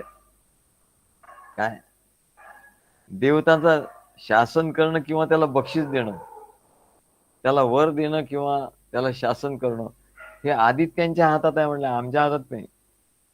सद्गुरू कोणाला शाप देत नाही, वरदान देतात. वरदानही सगळ्यांना देत नाही, पण ते प्रसन्न झाले की तोच वरदान असतो. आणि ते प्रसन्न झाले की आदित्य समजतात, देव समजतात की सद्गुरू प्रसन्न आहे याच्यावर, चला म्हणजे आज सगळं व्यवस्थित चालू आहे. ते त्याला भक्तांना वरदान देतात. आता चांगली कर्म करतात आणि हे कर्माचं कोण ठेवतो? लोकांना असं वाटतं की आपण कसंही कर्म केलं तर चालतं, असं नाही. त्यांना असं वाटतं की कर्माचा हिशोब कोण ठेवतो आपल्या? एवढी कर्म आपण करत असतो, आधीच्या जन्मी एवढी झाली, पुढच्या जन्मी एवढी, याचा हिशोब कोण ठेवणार? तर त्याचा सर्व हिशोब हे देव ठेवत असतात. हे त्यांचं काम आहे म्हणाले. त्या देवतांचं काम काय? त्याचा सर्व हिशोब ठेवतात आणि त्याप्रमाणे त्याला वरदान किंवा त्याला ते हे देतात, दंड देतात. तेव्हा जो चांगलं कर्म करतो त्याच्या ठिकाणी शुद्ध पुण्य कर्म हे त्याच्यात जमा होतं, ते जमा करतात. जसं बँकेमध्ये आपल्या काय आपण पैसे जमा करतो, मग FD तयार करतो, अशी ठेव बँकेमध्ये असते आणि ते सारखी पैसे बँकेमध्ये येत असतात. आणि मग तो काय खर्च करायचा थोडं बहुत तो करतो. हे एखादी व्यक्ती आपल्या कर्माने चांगलं शुद्ध पुण्य कर्म कमावते आणि ते देव त्या बँकेसारखं देवांच्या त्याचा हिशोब ठेवतात की त्यांनी कुठली चांगली कर्म केली आहेत, यांनी आज यज्ञ केला की नाही, सद्गुरूंची सेवा केली की नाही, केली तर कशी केली, कशा प्रकारे केली, हे सर्व ते देव बघत असतात त्याची आणि त्याच्या बँकेत ठेव जमा करत असतात, पुण्य संचय करत असतात. आणि त्या पुण्याईने काय प्राप्त होतं? तर धन ऐश्वर प्राप्त होतो. म्हणून आम्ही म्हणतो, अरे यज्ञामध्ये जव टाका, त्याचं आहुत्या द्या, देव प्रसन्न होतील आणि मग ते काय करतील? ते धन ऐश्वर हे सर्व तुम्हाला देतील. तुम्ही त्यांची पूजा करा, त्यांची विधी करा आणि त्याच्यावर खर्च करा, असं दिलेलं आहे. आणि देव सुद्धा बघतात की अरे हा याच्यावर खर्च करतो का नाही, सद्गुरू तिच्या कार्यासाठी खर्च करतो का नाही, का आपल्या नुसत्या घरच्यासाठीच खर्च करतो, हे ते बघत असतात. आणि अशा वेगवेगळ्या प्रकारे सद्गुरूंच्या कार्यात पूजाविधीद्वारे हा ते खर्च करतो की नाही, नुसतं ते जमा केलेलं आहे पुण्य, पण ते तो असं खर्च करतो की नाही हे बघतात. आणि जर लोकांकडे पुण्यकर्म, ज्या लोकांकडे पुण्यकर्मच नाही, त्यांनी काही केलंच नाही, तर देवता त्यांना चांगलं फळ कसं देणार, त्यांना धन ऐश्वर कसं देणार? तो खर्च करू शकत नाही मॅडम, तो धर्मही करू शकत नाही. धनात धर्मम तसं सुखम. धर्म करण्याकरताही धन लागतच. देवतांना प्रसन्न करण्यासाठी, सद्गुरूंना प्रसन्न करण्यासाठी सुद्धा धन लागतच. पण त्यांनी चांगलं कर्म केलंच नाहीये, तर म्हणलं त्याच्या ठिकाणी कसं राहणार? खर्च करण्यासाठी काहीच राहणार नाही. आणि मग तो काय करेल? चोऱ्या मारे, ज्याच्याकडे पैसे नाही तो काय करतो? चोऱ्या माऱ्या करतो, घुसखोरी करतो, लुटालूट करतो, चोरी करतो. तेव्हा म्हणले हे सगळं अनैतिक गोष्टी तो करायला लागतो. आणि असा काही लोक तर म्हणले अनैतिक गोष्टी करतात आणि या जो पैसा मिळतो, जो काळा बाजार करतात आणि तो जो पैसा मिळतो तो मग या देवस्थानला द्या, त्या देवस्थानला द्या, त्या देवस्थानला द्या, असं करतात. त्यांना वाटतं की आपण असं हे सगळं दिल्यानंतर सगळं काही व्यवस्थित होऊन जाईल. पण म्हणले भगवान सांगतात की अरे हा वेळेचा अपव्यय आहे म्हणाले. तो पैसा कमवतो पण चांगल्या कामाने, चांगल्या कर्माने नाही, पुण्यानी नाही करत म्हणाले, पापाचाराने करत. तेव्हा पापाचाराने केल्यामुळे त्याच्या खात्यात पापच जमा होतो, पुण्य जमाच होत नाही. मग पुण्य नाही म्हणजे तो भिकारीच आहे म्हणाले. जरी त्याच्या ठिकाणी पैसा दिसत असला, खूप पैसा त्याच्याकडे आहे, दिसतोय, हो तो एवढा भ्रष्टाचार करतो, ते त्याच्याकडे एवढा पैसा, पण म्हणाले त्याला त्या पैशाचा काही उपयोग होणार नाही. कारण काय? तो पैसा त्यांनी कुठेही जरी दिला तरी त्याचा उपयोग होणार नाही. कारण देवता पैसा नाही बघत, देवता पुण्य संचय. त्या पैशाने त्याचा पुण्य केलं की नाही, सद्गुरूंच्या कार्यात त्यांनी खर्च केलाय की नाही, सद्गुरूंसाठी खर्च केलाय की नाही, तर ते पुण्य संचय करतात, नाही तर नाही करत. तेव्हा अशा रीतीने या सर्व देवांचं, या आदित्यांचं नियंत्रण असतं बघ.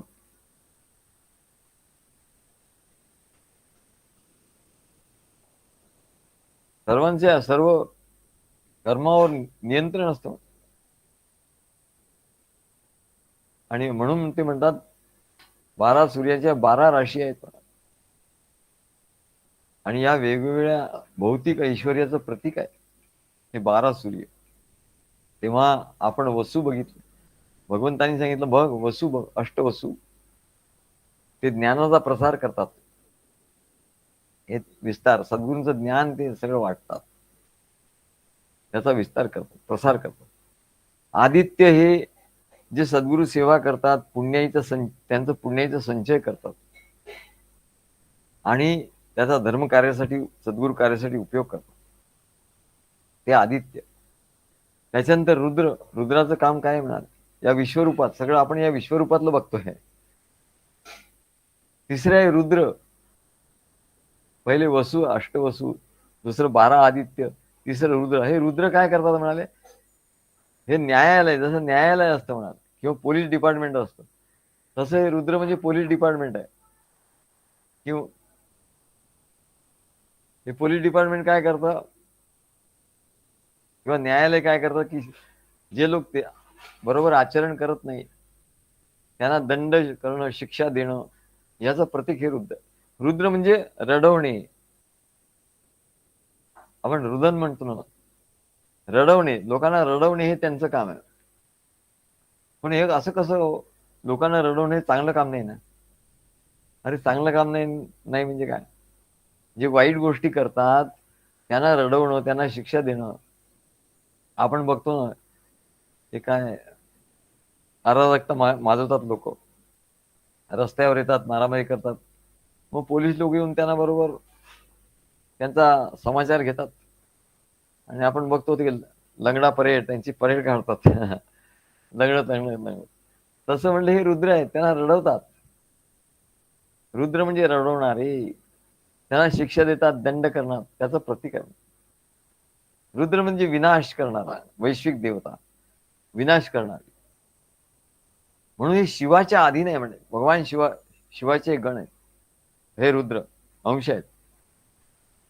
तेव्हा विनाश हा नेहमीच वाईट नसतो म्हणा. काही गोष्टीचा विनाश झालाच पाहिजे, नाही तर लोकांना त्रास होईल, त्रासदायक गोष्ट होती. तेव्हा काही गोष्टींचा, काही लोकांचा नाश झालाच पाहिजे. वाईटाचा नाश हाच चांगला असतो. वाईटाचा नाश होणं, त्याच्यामुळे शांती, सुख शांती निर्माण होते. म्हणून वाईटाचा नाश झाला पाहिजे. म्हणून रुद्र वाईट नाहीये म्हणाले. रुद्र हे रडवतात म्हणजे ते वाईट नाहीये. जरी त्यांचं भयानक रूपामध्ये चित्र दाखवले असतील, रुद्र म्हणजे एकदम भयानक, ते गदा, काटेरी गदा वगैरे असे, सोटा वगैरे असे म्हणतात आणि ते रडवतात, असं त्याचं चित्रण केलेलं आहे. परंतु त्याचबरोबर वैदिक वाङ्मयात रुद्र उपासना सांगितलेली आहे. जसं लघुरुद्र आहे, त्याच्यानंतर रुद्राचा ग्रंथ आहे, त्याच्यामध्ये रुद्राभिषेक करत असतात. हे रुद्राचा अभिषेक का करतात, मग रुद्र वाईट असते तर रुद्राचा अभिषेक कसा केला असतो, की रुद्राची सुद्धा उपासना आहे म्हणा. रुद्राच्या उपासनेने काय होतं, वाईट गोष्टींचा नाश होतो, राक्षसांचा, वाईट गोष्टींचा, त्रासदायक प्रवृत्तीचा नाश होतो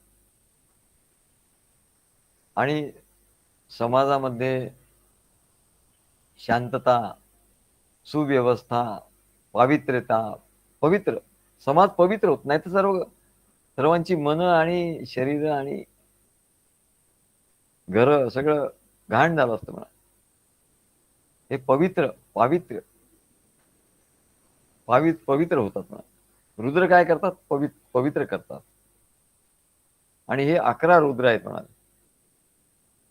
जगी द्वादशादित्य ते रुद्र 11, तेव्हा अष्टवसू, 12 आदित्य आणि 11 रुद्र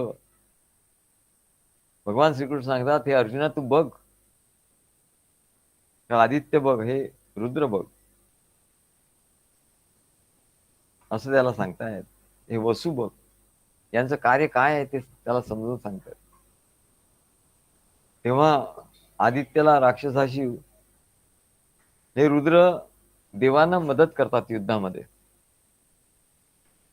आदित्यला राक्षसांशी युद्ध करावं लागतं, तेव्हा हे जे रुद्र असतात ते आदित्याला मदत करतात, देवांना मदत करतात, आणि पापी कृत्यांना रुद्र विनाश करून त्यांना शिक्षा देतो. मग आपल्याला वसूंचं ज्ञान मिळालं आणि आदित्याचं वरदान मिळालं, आणि प्रकृतींच्या नियमाने आपण या पृथ्वीवर पुन्हा चांगलं राज्य स्थापन करू शकतो. यासाठीच म्हणाले, या देवयज्ञाद्वारे आपण आदित्याची पूजा करतो, त्याचं हवन करतो. या देवांसाठी आपण हवन करतो. तेव्हा आपण बघितलं, वसू, अष्टवसू, 12 आदित्य, 11 रुद्र, हे सर्व देवांचे प्रकार आहेत. त्या विश्वरूपाचं भाग आहेत. आणि त्याच्यानंतर 2 आहेत म्हणजे हे मिळून 31 होतात. 12 आदित्य, 11 रुद्र आणि अष्टवसू, हे मिळून 31 होतात. आणि 2 त्याच्यात ऍड केले की 33 कोटी, म्हणजे 33 प्रकारचे, 33 कोटी म्हणजे एवढी कोट्यावधी नाही असतात, 33 प्रकारचे देव होतात.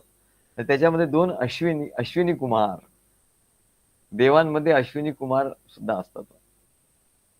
हे दोघं कुमार आहेत, आणि हे दोघं कुमार यांचा जन्म झाला. अश्विनी, त्यांच्या आईचं नाव अश्विनी होतं, आणि म्हणून त्यांना अश्विनी कुमार असं म्हणतात. आणि अश्व म्हणजे घोडा, यांना घोड्याचं यांचं शीर जे आहे ते घोड्याचं आहे, आणि धड जे आहे ते मनुष्याचं आहे, म्हणून यांना अश्विनी कुमार. आणि ते दोघं कुमार असतात, हे दोघं असल्यामुळे अश्विनी कुमार त्यांना म्हणतात. तेव्हा शरीर हे मानवाप्रमाणे आहे, पण धड हे घोड्याचं आहे, शीर हे घोड्याचं आहे, आणि धड हे मानवाचं आहे. मग यांचं कार्य काय? ते म्हणाले, मन आणि शरीर निरोगी कसं राखायचं, हे डॉक्टरचं काम करतात. ते देवतांचेही डॉक्टर्स आहेत आणि मनुष्यांचे डॉक्टर. आपल्याला डॉक्टर दिसतात सगळीकडे, पण त्या डॉक्टरांना नियंत्रित कोण करतात?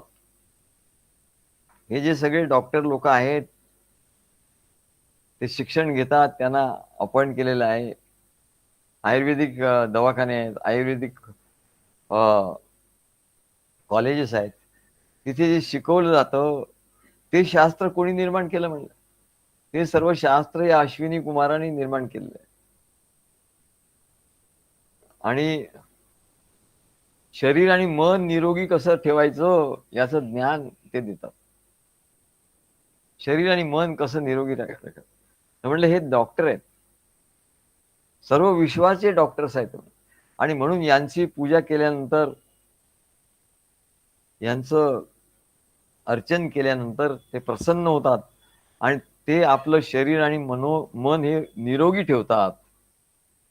आणि म्हणून वैदिक परंपरेमध्ये आरोग्य आणि उपचाराचं ज्ञान ते आयुर्वेदाच्या द्वारे तयार करून ठेवलेलं आहे. म्हणजे ते ह्या देवतांनी तयार केलेलं आहे. या उपचाराचं ज्ञान त्यांनी तयार करून ठेवलं आहे. त्याच्यामुळे शरीर आणि मन उत्तम राहतं, निरोगी राहतं, आणि त्याच्यामुळे ज्ञान, प्रेम, भक्ती, ज्ञानाचा हा मार्ग जो आहे, परमेश्वर प्राप्तीचा मार्ग सहज आचरण केला जातो. तेव्हा हे जे उपचार करण्याचं ज्ञान आहे, हे ज्ञानच आहे म्हटले. परंतु जे परमेश्वरी ज्ञान आहे, वेदांचं जे ज्ञान आहे, वेद उपनिषद ज्ञान यांचं जे ज्ञान आहे ते वेगळं आहे म्हणाले. ते मुक्तीचं ज्ञान आहे, ईश्वराकडे जाणारं ज्ञान आहे, आणि हे त्याला सहाय्यभूत होणारं ज्ञान आहे म्हणून हे 2 जरा वेगळे आहेत. यालाच आयुर्वेद संहिता असं म्हणतात. आणि हे उपनिषद, पुराण, इतिहास, तंत्र आणि दर्शन या शास्त्रातून याला बाजूला ठेवलेलं आहे, कारण हे त्याच्यापेक्षा कमी महत्वाचं आहे. तेव्हा म्हणाले 12 आदित्यापैकी 2 सूर्य आणि 1 चंद्र, 2 सूर्य आणि 1 चंद्र अनुक्रमे शारीरिक आणि मानसिक आरोग्य चांगल्या रीतीने राहावं म्हणून 2 सूर्य आणि 1 चंद्र मिळून या त्यांच्या उपासनेचे फळ देतात. त्यांची उपासना केली असताना फळ देतात. अशा प्रकारे वसु आणि आदित्याच्या वसु आणि आदित्य यांची जी हे आहे हायरार्की ज्याला असं म्हणतात, त्याच्यापेक्षा खालच्या दर्जाचे आहेत. हे अश्विनी कुमार हे त्यांच्यापेक्षा खालच्या दर्जाचे, पण हे देवताच आहे म्हणा. हा देवतांचा एक वेगळा खालचा आहे, बॉटम मॅनेजमेंट ज्याला असं म्हणतो. टॉप मॅनेजमेंट, मिडल मॅनेजमेंट आणि बॉटम मॅनेजमेंट, हे बॉटम मॅनेजमेंट मध्ये. तेव्हा याचं ज्ञान पारंपरिक वैदिक समाजात याचं ज्ञान आहे.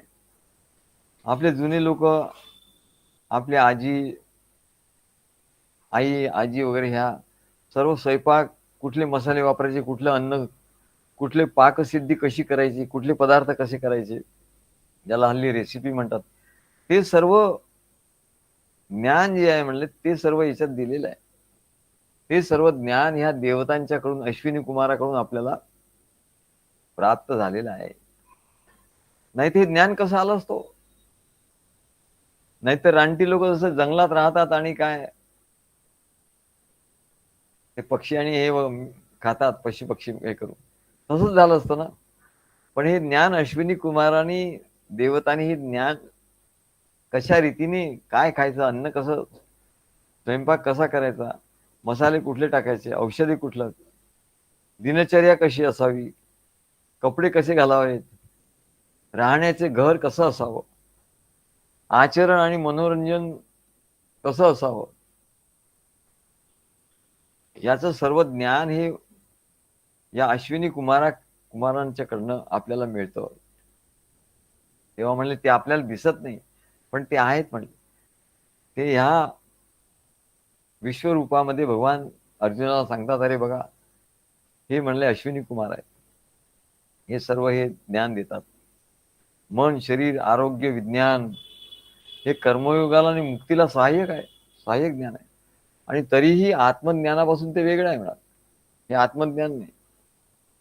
नाहीतर तुम्ही हे ज्ञान घ्याल आणि मोठे वैद्यक शास्त्र आणि शास्त्र शिकाल आणि म्हणाल की तुम्ही विद्वान आहात, तर तसं नाही म्हणाल. आत्मज्ञान हे सगळ्यात श्रेष्ठ आहे आत्मज्ञान. काही वैदिक लोक असतात, काही लोक असतात पंडित, शास्त्री पंडित, त्यांना कोणाला वैद्यक शास्त्र आवडतं, कोणाला आणखीन काही औषधी विज्ञान काय हे आवडतं. तेव्हा हे औषधी विज्ञानाच्या नियमांच्या श्रेणीत येतं म्हणा. ब्रह्मा, विष्णू, महेश आणि 8 वसूंसह हे अश्विनी कुमार हे ज्ञानाचे 12 विभाग आहेत. ब्रह्मा, विष्णू, महेश 3, 8 वसू, 12 आदित्य, 11 रुद्र आणि अश्विनी कुमार हे ज्ञानाचे 12 विभाग आहेत. ही वैदिक शासनाची मूलभूत रचना आहे. 12 आदित्य, 11 रुद्र, 8 वसू, 2 अश्विनी कुमार हे 33 देवता आहेत. जेव्हा ब्रह्मा, विष्णू, महेश हे यांना जोडले जातात तेव्हा त्यांची संख्या 36 होते. आणि या प्रत्येक देवांची म्हणजे एक पत्नी आहे. आपले जेवढे देव आहेत ते म्हणले ते काही संन्यासी नाहीत म्हणा. त्या प्रत्येकाची एक पत्नी आहे. प्रत्येक देवतेला एक पत्नी आहे. ती शक्ती रूपात असते. शिव आणि शक्ती असते.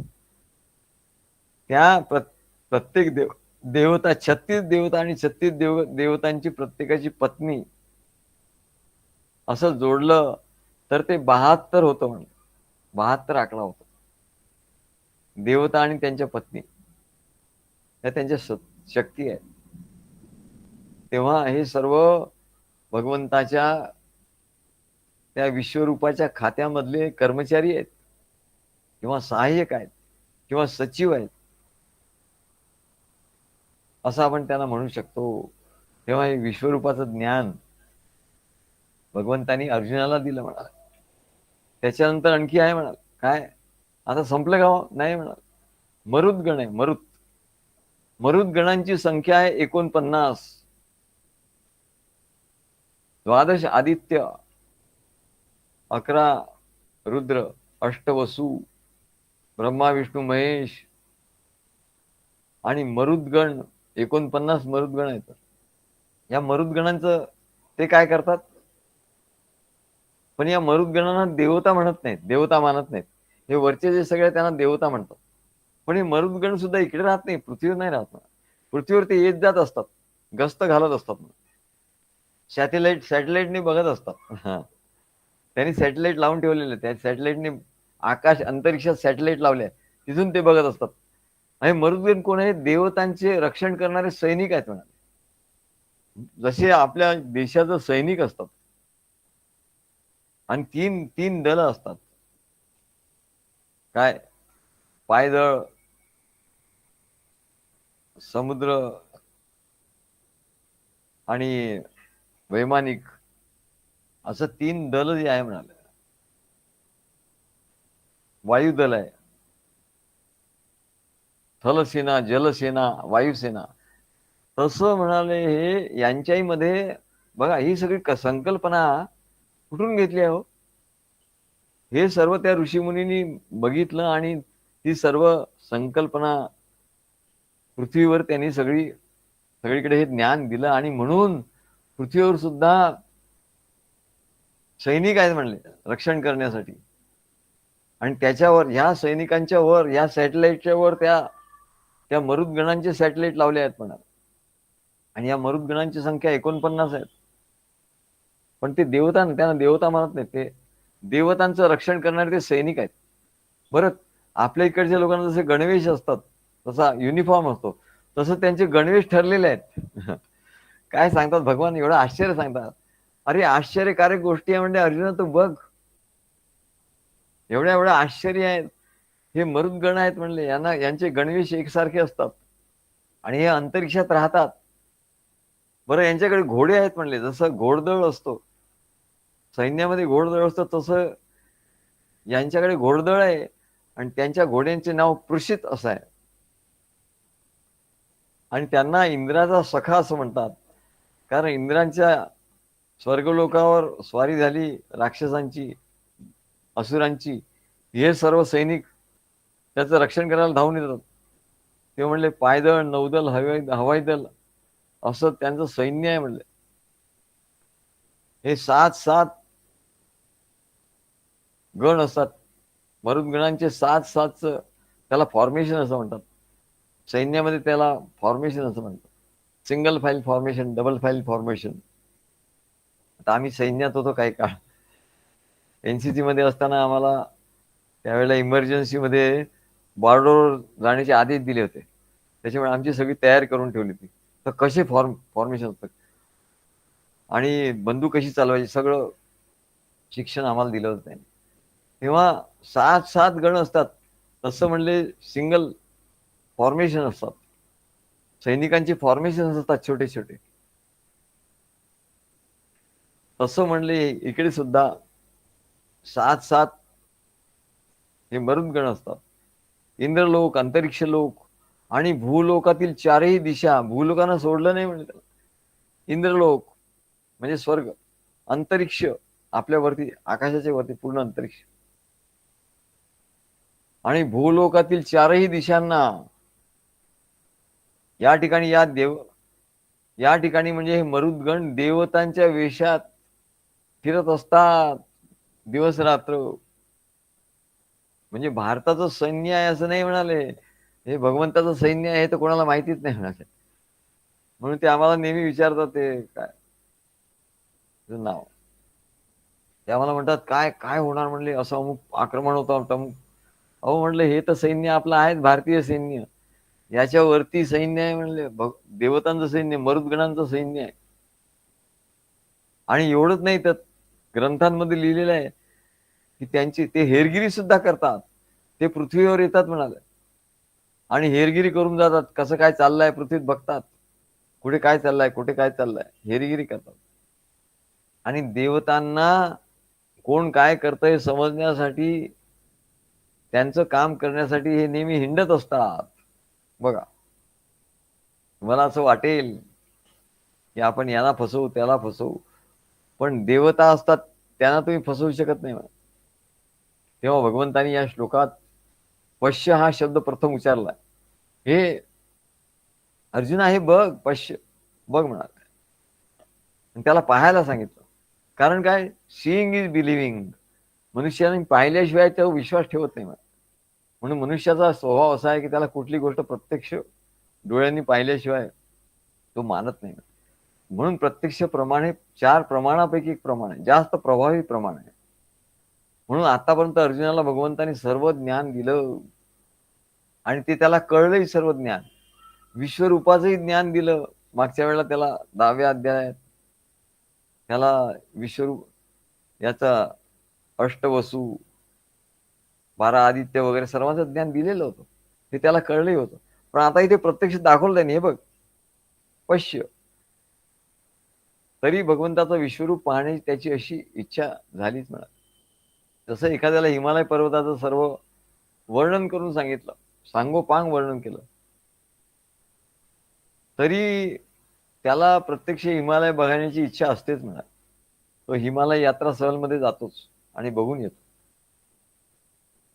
आणि एवढंच नव्हे तर जेवढं वर्णन ऐकेल तो, तेवढं त्याला प्रत्यक्ष बघण्याची जी उत्सुकता ते निर्माण होते. आणि म्हणून त्याचप्रमाणे अर्जुनाची विश्वरूप, भगवंताचं विश्वरूप प्रत्यक्ष डोळ्यांनी बघण्याची इच्छा वाढतच गेली, वाढता वाढता वाढे आणि अत्यंत उत्कट झाली. अत्यंत उत्कट जेव्हा होते म्हणले इच्छा, आणि अर्जुनाला निर्गुण निराकार परमात्म्यापेक्षाही त्याच्या सगुण साकार रूपाबद्दल अधिकच प्रेम होत. हा अर्जुनाचं वैशिष्ट्य होतं की निर्गुण निराकार परमात्म्यापेक्षाही त्याला सगुण साकार परमात्म्याचं अधिकच प्रेम होतं. कारण भगवान श्रीकृष्ण त्याचा प्रत्यक्ष सगुण सहवास होता, त्याचा दृढ प्रेम संबंध होता. परंतु या प्रेमसुखाच्या पलीकडे जाऊन आता अर्जुनाचं प्रेम होतं, पण महात्म्य नव्हतं, महात्म्याचा अनुभव नव्हता. म्हणून अर्जुन म्हणाला की तू आहेस, तू माझ्यासारखाच मला दिसतो. म्हणजे मनुष्य देहात तू आहे काय, म्हणून कधी अवमान होण्याची शक्यता आहे. पण ज्या ठिकाणी महात्म्य असतो तो कधी अवमान करू शकत नाही. म्हणून सद्गुरूंचा लोक अवमान करतात, कधी कधी संत सत्पुरुषांचा अवमान करतात. कारण काय, त्यांना वाटतं थोडा वेळ असं भूल पडते, अरे हे तर आपल्यासारखेच आहे, मनुष्य देह आहे. परंतु त्याचं कारण काय, त्यांना त्याचं महात्म्य माहिती नसतं. आणि म्हणून सद्गुरू महात्म्य हे फार महत्वाचं आहे. तसं विश्वरूप का दाखवलं, तर श्रीकृष्ण जरी मनुष्य रूपात होते तरी त्यांच्याच ठिकाणी ते विश्वरूप एवढं अवाढव्य त्यांनी बघितलं की त्याला कल्पना आली की त्या श्रीकृष्णाचं महात्म्य काय. तत्रापि न महात्म्य ज्ञान विस्मृती अपवाद. हे श्रीकृष्ण हा परमात्मा आहे, सद्गुरू हा परमात्मा आहे, याचं विस्मरण नाही झालं पाहिजे. याचं विस्मरण होतं आणि म्हणूनच तो बाहेर फेकला जातो. या कार्यातून तो बाहेर फेकला, देव त्यांना फेकून देतात. सद्गुरू नाही काही करत, ते देवतांच्या लक्षात येतं, अरे हा याला बाहेर फेका, ते घेतात आणि त्याला बाहेर फेकून देतात. असं आहे. सद्गुरू कशाला त्याला बाहेर करतील. देवता म्हणतात हे बरोबर नाही. आणि म्हणून त्याचं महात्म्य विसरायला नको. म्हणून अर्जुनाला श्रीकृष्णाचं थोर महात्म्य जाणून घ्यायची ओढ निर्माण झाली. जसं एखादा मित्र आपल्याला भेटावा आणि सहवासाने त्याची खूप जवळीकता व्हावी, प्रेम व्हावं, परंतु त्याच्याबद्दल आपल्याला काही जास्ती माहिती नसावी, पण एक दिवस त्याची माहिती जाणून घेण्यासाठी आपली जिज्ञासा निर्माण होते. कोण आहे, कुठे आहे तू, कुठे राहतोस, आणि त्याच्या घरी आपण जावं, बघावं केवढा मोठा बंगला आहे, बापरे. होईला आमच्याकडे तो चित्तरंजन शर्मा होता, त्याची संपूर्ण जमीन पवईची त्याची होती. तो आपल्या मुलाला घेऊन यायचा आमच्याकडे, नेहमी यायचा, चक्कर मारायचा. तो तिथला हेही होता. तर तो आमच्याशी बोलायचा आणि त्या मुलाला सांगायचा, जब कभी तुमको, तो मुलगा शिकायचा नाही, तो म्हणाल, जब कभी आपको पढ़ने का होगा, इच्छा होगी, तो ये सर है, बड़े कॉलेज में है, प्रोफेसर है, इनके पास आ जाना. आणि तो आला होता. बऱ्याच काळानंतर त्याचं लग्न, एक दिवस त्यांनी मला फोन केला आणि त्यावेळेला मारुती गाडी, नवीन मारुती गाडी नवीन निघाली होती अगदी, आणि त्याने ती गाडी घेतली आणि तो आला. तो बोला, सर मैं आ रहा हूँ, मेरी गाड़ी गाड़ी लेके आ रहा हूँ, हाँ आ जाओ. मध्ये बराच काळ, 3-4 वर्ष काहीच नाही, पण त्याचे वडील गेले आणि तो तिथला राजा झाला. आणि तो म्हणला, मी येतो, मी आ रहा हूँ. तेव्हा पहिल्यांदा आम्ही त्या मारुती मध्ये बसलो, नवीन गाडीत एकदम, आणि तो आम्हाला घेऊन गेला तर केवढ्या दूर जंगलामध्ये, म्हणजे पवित्रच, आणि वरती असं उंच उंच उंच असं हे होत, पुरीत रोड होता. आता ते टेकडे आहे करून करून तिथं खूपच सपाट झालंय आणि त्याच्यामुळे ती टेकडी उंच राहिलीच नाही. मला वाटतं किरणमुळे आम्ही नेलं होतं तिकडे, आपण गेलो होतो ना. तो त्याला ते म्हणाले महात्म्य, त्याने लगेच, आम्ही त्याला शिकवायला जायचं. तो आधी काय म्हणायचा, सर इधर मत बैठो, मैं आपके लिए आसन सजाता हूं. मग मोठी खुर्ची तो आणायचा, आजूबाजूला गाद्या वगैरे ठेवायचा, आणि मग मग काय खायला वगैरे चांगले पदार्थ त्याची बायको करायची, आणि मग तो मला मग शिकवायचं. या जामानिमा करण्यामध्ये त्या एक अर्धा अर्धा पाऊण तास जायचं, नंतर शिकवण सुरू व्हायचं. त्याची बायको BA होती, नाही MA होती, आणि हा काय, हा 12वी हा नापास होता. मग त्याला 12वी केलं, मग त्याला BCom केलं. तेव्हा तो त्याला लक्षात राहिला. तर जेव्हा याला म्हणतात महात्म्य, तत्रापि न महात्म्य ज्ञान विस्मृती अपवाद.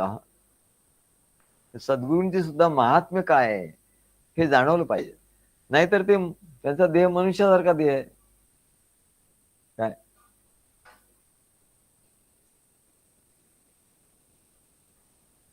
तेव्हा त्या अर्जुनाला जसं श्रीकृष्ण हा नेहमीच होता, त्याचा मित्रच होता, त्याचं नातच होतं, बंधूच होता,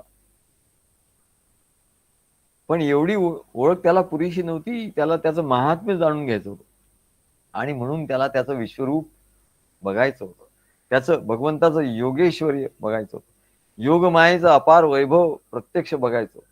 त्याची अनिवार्य इच्छा निर्माण झाली. आणि ही स्थूल सृष्टी, हे ब्रह्मांड, हेच एवढं व्यापक आहे, प्रचंड आहे, भव्य दिव्य आहे, की म्हणले तेच मनुष्य बघू शकत नाही. अशी तर म्हणले कोटीच्या कोटी ब्रह्मांड आहेत, त्याचा शोध घेऊ शकत नाही. तर या ब्रह्मांडाला चालवणारी जी व्यवस्था आहे, या या भूलोकाला चालवणारी जी व्यवस्था आहे, ती जी व्यवस्था आहे, त्यात जे देवता आहेत म्हणा, तेव्हा त्या देवतांची माहिती, त्याचं ज्ञान भगवंतांनी अत्यंत शास्त्रशुद्ध पद्धतीने जी निर्माण केली आहे, ती व्यवस्था अत्यंत सूक्ष्म स्तरावरती कार्यरत आहे. ती मनुष्याला दिसत नाही, कारण ती अत्यंत सूक्ष्म स्तरावर कार्यरत आहे. तिचा शोध मनुष्य कसा घेणार मला? आणि म्हणून हे कार्य अशक्य आहे, असंभव आहे. आणि म्हणून लोक म्हणतात की कुठे आहे म्हणा परमेश्वर, कुठे देव, कुठे आहे. म्हणून प्राचीन काळात आपल्या ऋषीमुनींनी प्रतिसृष्टी निर्माण केली, अनेक वर्षे तपश्चर्या करून तपोबलाने हे त्यांनी शक्य केलं. याचं उदाहरण म्हणजे कोण? विश्वामित्र ऋषी. विश्वामित्र ऋषींनी प्रतिसृष्टी निर्माण केली. तसंच एका ऋषीपुत्राने अशी कथा आहे, एका डोंगरामध्ये डोंगरात प्रतिसृष्टी निर्माण केली, आणि एका ऋषीला नेऊन दाखवलं, बघा या डोंगरामध्ये मी एक नवीन सृष्टी निर्माण केली म्हणलं. आणि ते जेव्हा बाहेर आले तेव्हा म्हणाले, कितीतरी लाखो लाखो वर्ष निघून गेली होती म्हणाले, तिथला एक दिवस पृथ्वीवरील दिवसाच्या तुलनेत कितीतरी मोठा होता म्हणा. यालाच योगेश्वरी असं म्हणतात किंवा याला योगमाया असं म्हणतात. तर विश्वरूप म्हणजे ही योगमाया आहे. योगमाया म्हणजे परमेश्वराच्या सत्य संकल्पाने निर्माण झालेलं जग किंवा सृष्टी. बस त्यांनी संकल्प केला म्हणून ते बायबलमध्ये म्हणतात ना, Lord said let there be light and there was light. त्यांनी असा संकल्प केला भगवंतांनी की प्रकाश असावा आणि लगेच प्रकाश झाला. Lord said let there be water and there was water. म्हणजे ही जी सृष्टी आहे संकल्पाने निर्माण झाली. यात तो परमात्मा स्वतः शक्ती रूपाने अनेक रूप झाला, चैतन्य रूपाने अनेक रूप झाला आणि सृष्टी सुयोग्यपणे सुचारूपणे चालावी म्हणून जी त्यांनी व्यवस्था निर्माण केली त्यालाच विश्वरूप असं म्हणतात. त्यालाच भगवंताचं विश्वरूप असं म्हणतात. ही व्यवस्था आहे म्हणाले. आणि या विश्वरूपातच या सृष्टीचे संचालन करण्यासाठी भगवंतांनी विविध रूप धारण केली. त्याच वर्णन या श्लोकात संक्षिप्तपणे दिलंय. तसंच आपण विस्ताराने सांगितलं. तसंच ब्रह्मदेवानी या विश्वरूपाच्या मुखातून प्रकट झालेले वेद श्रवण केले आणि म्हणून वैदिक साहित्याला श्रुती असे म्हणतात. म्हणजे सृष्टी व्यवस्थेत विश्वरूपामध्ये विविध देवतांचं स्थान आणि त्यांचं या सृष्टी कार्यातला कार्यभाग काय, ते काय करतात, त्याचं महत्व कळून यायला पाहिजे. तर या विश्वरूपाने ब्रह्मदेवाला आणि ऋषीला वेद संहिता, वेद म्हणजे त्याचा चालवण्याचं जे पुस्तक आहे म्हणजे संहिता, त्याचं आजकालच्या भाषेत त्याला संविधान असं म्हणतात. संविधान सगळं लिहून दिलं, सगळे ग्रंथ लिहून दिले, ग्रंथ लिहून तयार, सगळी व्यवस्था करून तयार, देव तयार, 12 आदित्य, 11 रुद्र, 8 वसु, 2 अश्विनी देव आणि ब्रह्मा विष्णू महेश एवढे सगळे आणि त्यांच्या पत्नी आणि 49 सैन्य दळ, काय हे सगळं म्हणले त्या विश्वरूपामध्ये उपलब्ध करून दिलं. म्हणजे सगळं आयतं दिलं म्हणा. तेव्हा या सृष्टी व्यवस्थेचे संविधान होतं आणि या संविधानानुसार, या कायदे कानूनुसार देव आपापलं कार्य करीत करतात आणि मनुष्यांकडूनही ते कर्तव्य कर्म करून घेतात. देव सर्व करून घेतात. पण जो आळशी आहे, मंदमती आहे, जो दुराचारी आहे, जो पापकर्मी आहे, जो वासना त्याच्या ठिकाणी खूप आहे, कामक्रोधादी विकार आहे, तो म्हणाले या संविधानानुसार काम करू शकत नाही. तो वारंवार त्याचं उल्लंघन करतो आणि त्याच्यासाठी देवता त्याला दंड देतात. म्हणून त्यांना रुद्र असं म्हणतात. परंतु जे मनुष्य या वेदादी शास्त्रानुसार नियमाने वागत नाही, अहंकाराने वागतात, त्यांना या देवता दंडित करतात. आणि जे या देवतांचं यज्ञादी कर्मांनी उपासना करतात, वेदाज्ञेचं पालन करतात, सद्गुरूला शरण जाऊन त्यांची आज्ञा पालन करतात, निरहंकार होऊन कर्मयोगाचा अवलंब करतात आणि आपलं सर्व कर्म त्याच्याप्रमाणे करतात, सर्व कर्म हे त्यांना समर्पित करतात, त्यांना हे सर्व देव आणि ही सर्व व्यवस्था सर्व प्रकारचं सहाय्य करते. ही व्यवस्था कशा करताय? सद्गुरूंच्या शिष्यांना, कारण तेच आचार, आज चांगले आचार विचाराचे लोक असतात, त्यांना हे सर्व देव सहाय्य करतात आणि त्याच्या विरुद्ध जे वागणार आहेत त्यांना दंड करतात. जे लोक सद्गुरूंच्याकडे येऊनही त्यांची आज्ञा न पाळता आपल्या मनाप्रमाणे अहंकाराने कर्म करतात, त्यांना हे देव दंडित करतात. दंडविधान आहेत, भारतीय दंडविधान. तेव्हा वेदांचं हे संविधान बदलत्या कालमानानुसार, बदलत्या परिस्थितीत आणि कसं आणि किती पालन करायचं याचं ज्ञान सर्वसाधारण मनुष्याला असू शकत नाही. आणि म्हणून काय व्यवस्था आहे, याच परमेश्वराच्या विश्वरूपात काय व्यवस्था आहे, तो परमात्मा स्वतः भगवान श्रीहरी सद्गुरूच्या रूपाने ते ज्ञान सांगण्याकरता सद्गुरूचं रूप घेऊन येतो आणि भक्तांना ते सर्व ज्ञान देतो.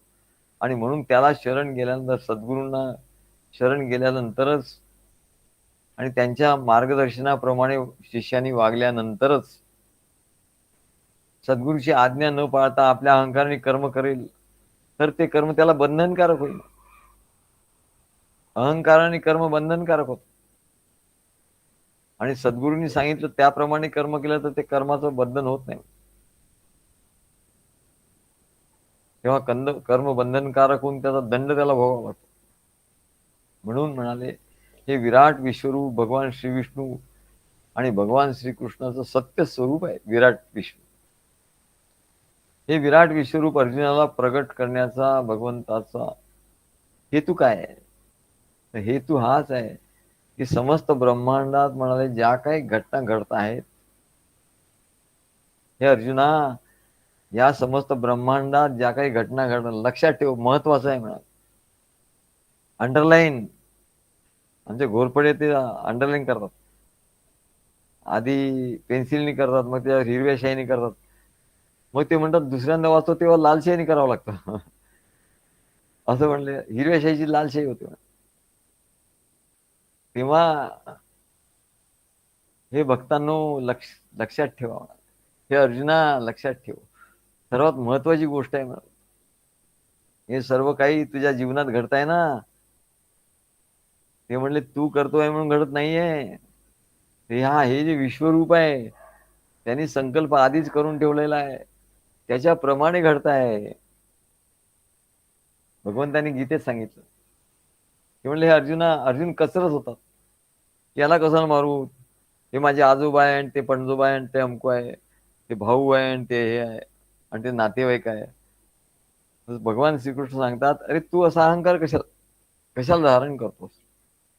युद्ध करणं तुझं कर्तव्य कर्म आहे. तू इथे येऊन असा अहंकार धारण करतो की मी मारणार आहे. तू मारणार कोण आहे म्हणाले? तू मारणार कोणी नाहीये. असं वाटेल तर तू आता बघ म्हणाले, मी विराट रूप याच्यासाठी दाखवलंय तुला की हे तुझे जे सगळे कौरव आहेत, या सगळ्यांना मी आधीच मारून ठेवलं आहे. विराट स्वरूपात त्याला दाखवलं की बघ, या सगळ्या कौरवांना मी मारून ठेवलाय आधी. बघा मेलेले आहेत ना, हो. तर मग अर्जुन म्हणाला, हे मेलेले आहेत तर मी त्यांना परत कशाला मारू? तर म्हणाले, हे माझ्या संकल्पानुसार हे मरणारच आहेत. तू फक्त निमित्त हो, निमित्ताचा धनी केला असे प्राणी, तू निमित्त हो म्हणले, हे तुझं कर्म आहे. ह्या कर्माला तू चुकलं नाही पाहिजे, तू त्याच्यासाठी तुझं अपॉइंटमेंट आहे म्हणाला. मी मारून ठेवलेले आहे, परंतु तू निमित्त आहे, मी मूळ कारण आहे म्हणलं. निमित्त कारण आणि उपादान कारण. मी उपादान कारण आहे, मुख्य कारण मी आहे. यांना नाही ते मेले नसते म्हणाले, तुला मारलं असतं.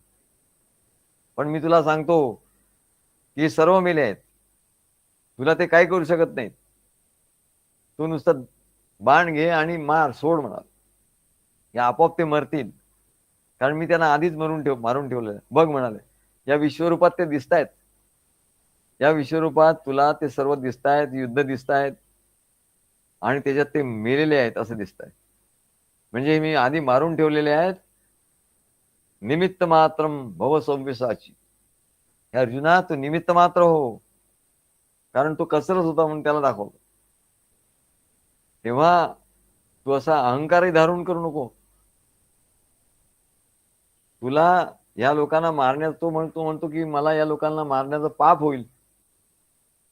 तेव्हा भगवान त्याला सांगतात, पाप झालं असतं जर तू स्वतः युद्ध करून स्वतःच्या स्वार्थासाठी काही केलं असतं.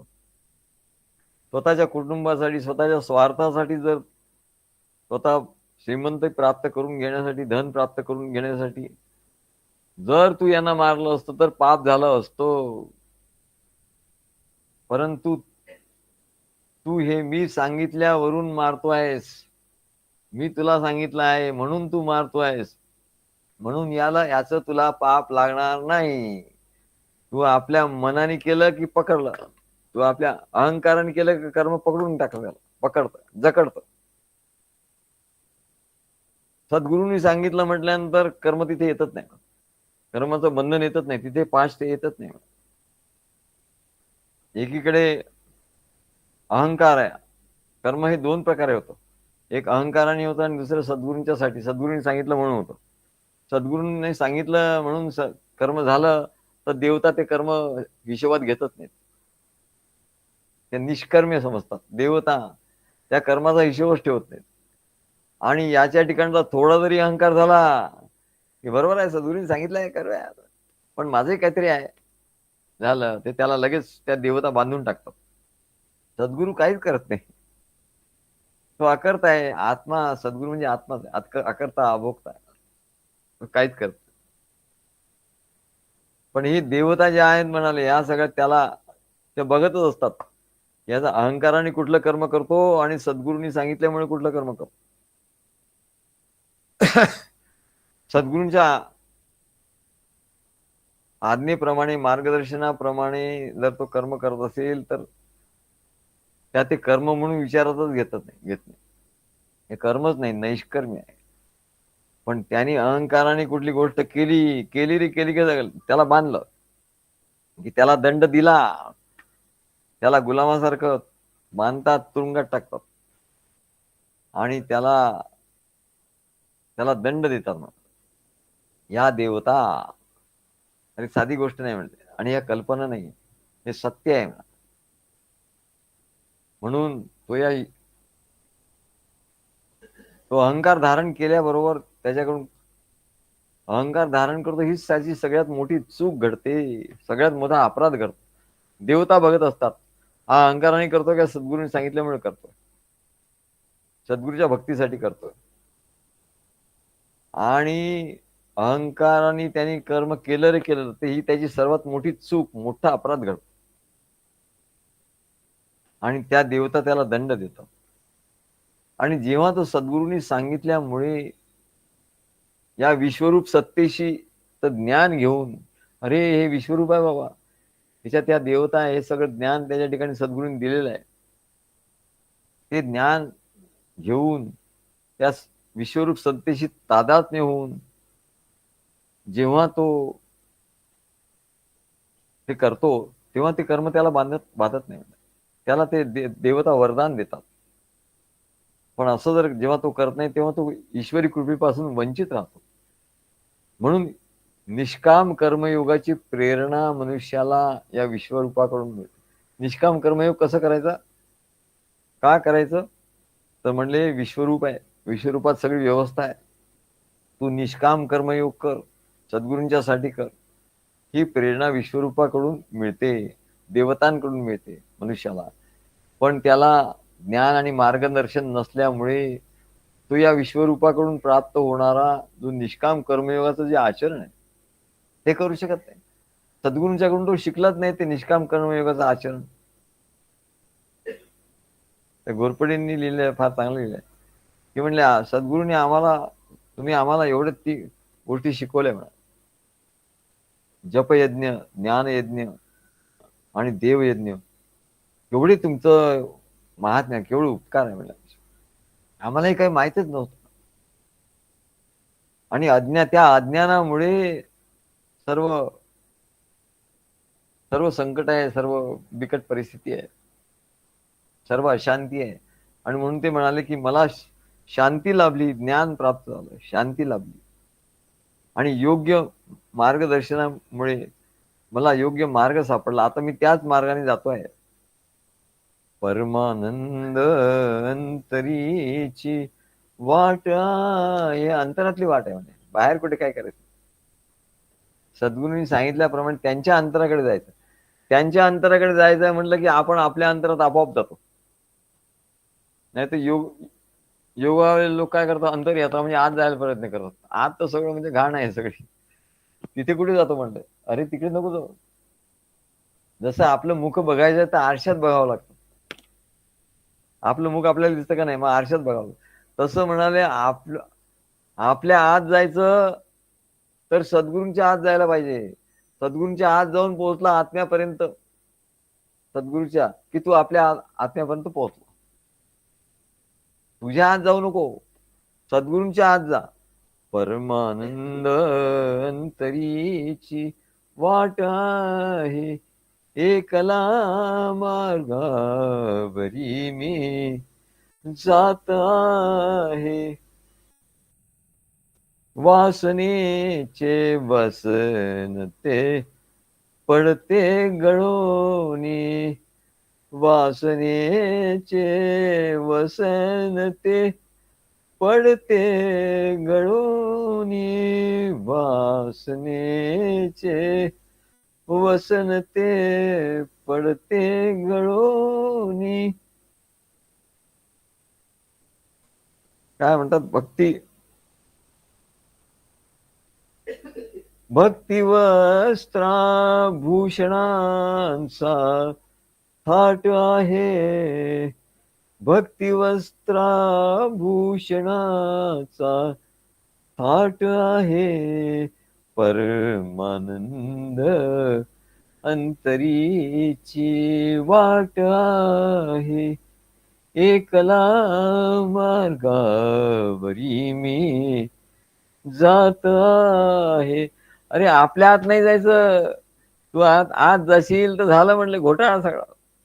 तुझ्या तुझं मनात केवढी घाण आहे, बुद्धीत केवढी घाण आहे, विकार आहे, काम क्रोधादी विकार आहे, वासना आहे.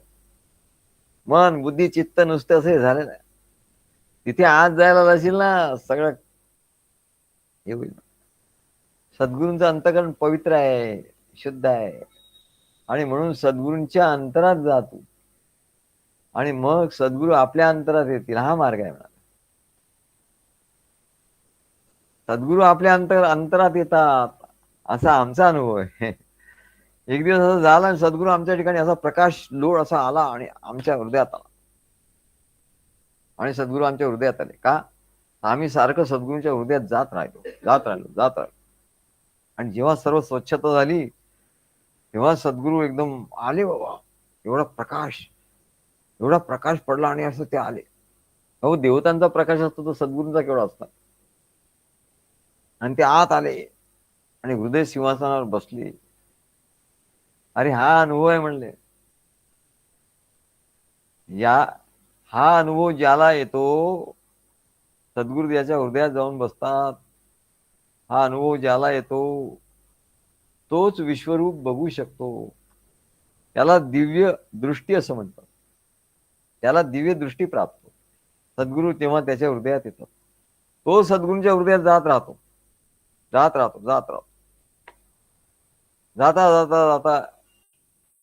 त्याचं सर्व मन बुद्धी चित्त सर्व शुद्ध होत. आणि मग एक दिवस सद्गुरू त्याच्या हृदयात येतात. असा हा मार्ग आहे. आणि जे योग करणारे, मेडिटेशन करणारे, ध्यान करणारे जे लोक असतात ते आपल्या मनात बुद्धी आत जातात. तिथे तर सगळं घाण आहे म्हणा, तिकडे सगळं अंधार आहे.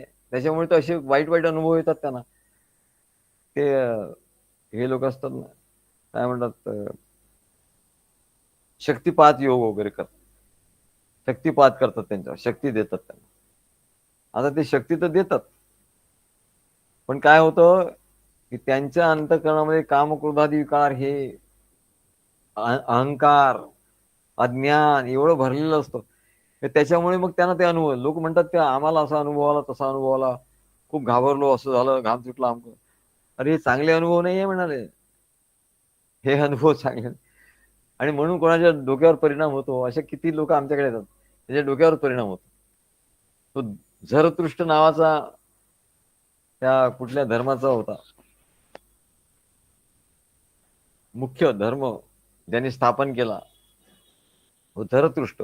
त्याला असं झालं म्हणतो, अर्धवट योग शिकला होता आणि आतलं तर काही साफ झालेलं नसतं. आणि त्याच्यामुळे त्याला एवढे वाईट अनुभव यायला लागले, त्याला ते सहन झालं नाही म्हणा. तेव्हा मार्ग असा आहे म्हणा, सद्गुरूंच्या हृदयाकडे आपण जायचं. हे किती सोपं आहे म्हणा. सद्गुरूंच्या हृदयाकडे आपण जायचं, त्यांच्या हृदयात जायचं. मला त्यांच्या मनात जायचंय, त्यांच्या बुद्धीत जायचंय, त्यांच्या चित्तात जायचंय, त्यांच्या आत्मस्वरूपात जायचंय. तिकडे सगळं स्वच्छ पवित्र शुद्ध सगळं हे जायला चांगलं. आणि तो तिथे जाता जाता तोही शुद्ध होत जातो. आणि तो शुद्ध झाला की सद्गुरू त्याच्या हृदयात आपोआप प्रकट होतो. आणि यालाच काय म्हणतात, दिव्य दृष्टी असं म्हणतात. याला दिव्य दृष्टी असं म्हणतात. कोणी एकाने गीतेवर काहीतरी भाष्य केलं, त्या ओशोचं भाष्य वाटतं, पण ते सांगत होतं. त्यांनी असं सांगितलं की दिव्य दृष्टी म्हणजे, अर्जुनाला दिव्य दृष्टी झाली म्हणजे काय झालं. त्यांनी सांगितलं, म्हणाले तृतीय नेत्र, त्याचे थर्ड आय, त्याचा थर्ड आय ओपन झाला आणि तिथे म्हणले त्याला दर्शन झालं. तेव्हा तसं नाही म्हणाल. ईश्वर कुठे राहतो? ईश्वरा हृदयात, हृदयेशेर्जुन तिष्ठती. ईश्वर हा हृदयात राहतो आणि तिथे त्याचं दर्शन, तिथे त्याचं विराट रूपाचं दर्शन होतं. इथे थर्ड आय मध्ये त्याचं दर्शन होत नाही म्हणा. तेव्हा सद्गुरूंच्या अंतःकरणात जो जातो आणि सद्गुरू जेव्हा त्याच्या अंतःकरणात येतो, माझ्या हृदयी तू, तुझ्या हृदयी मी, मी तू पण उर्मी कैसी साहू, जय जयकार दत्त गुरु राया, न कळे ही माया कैसी तुझी.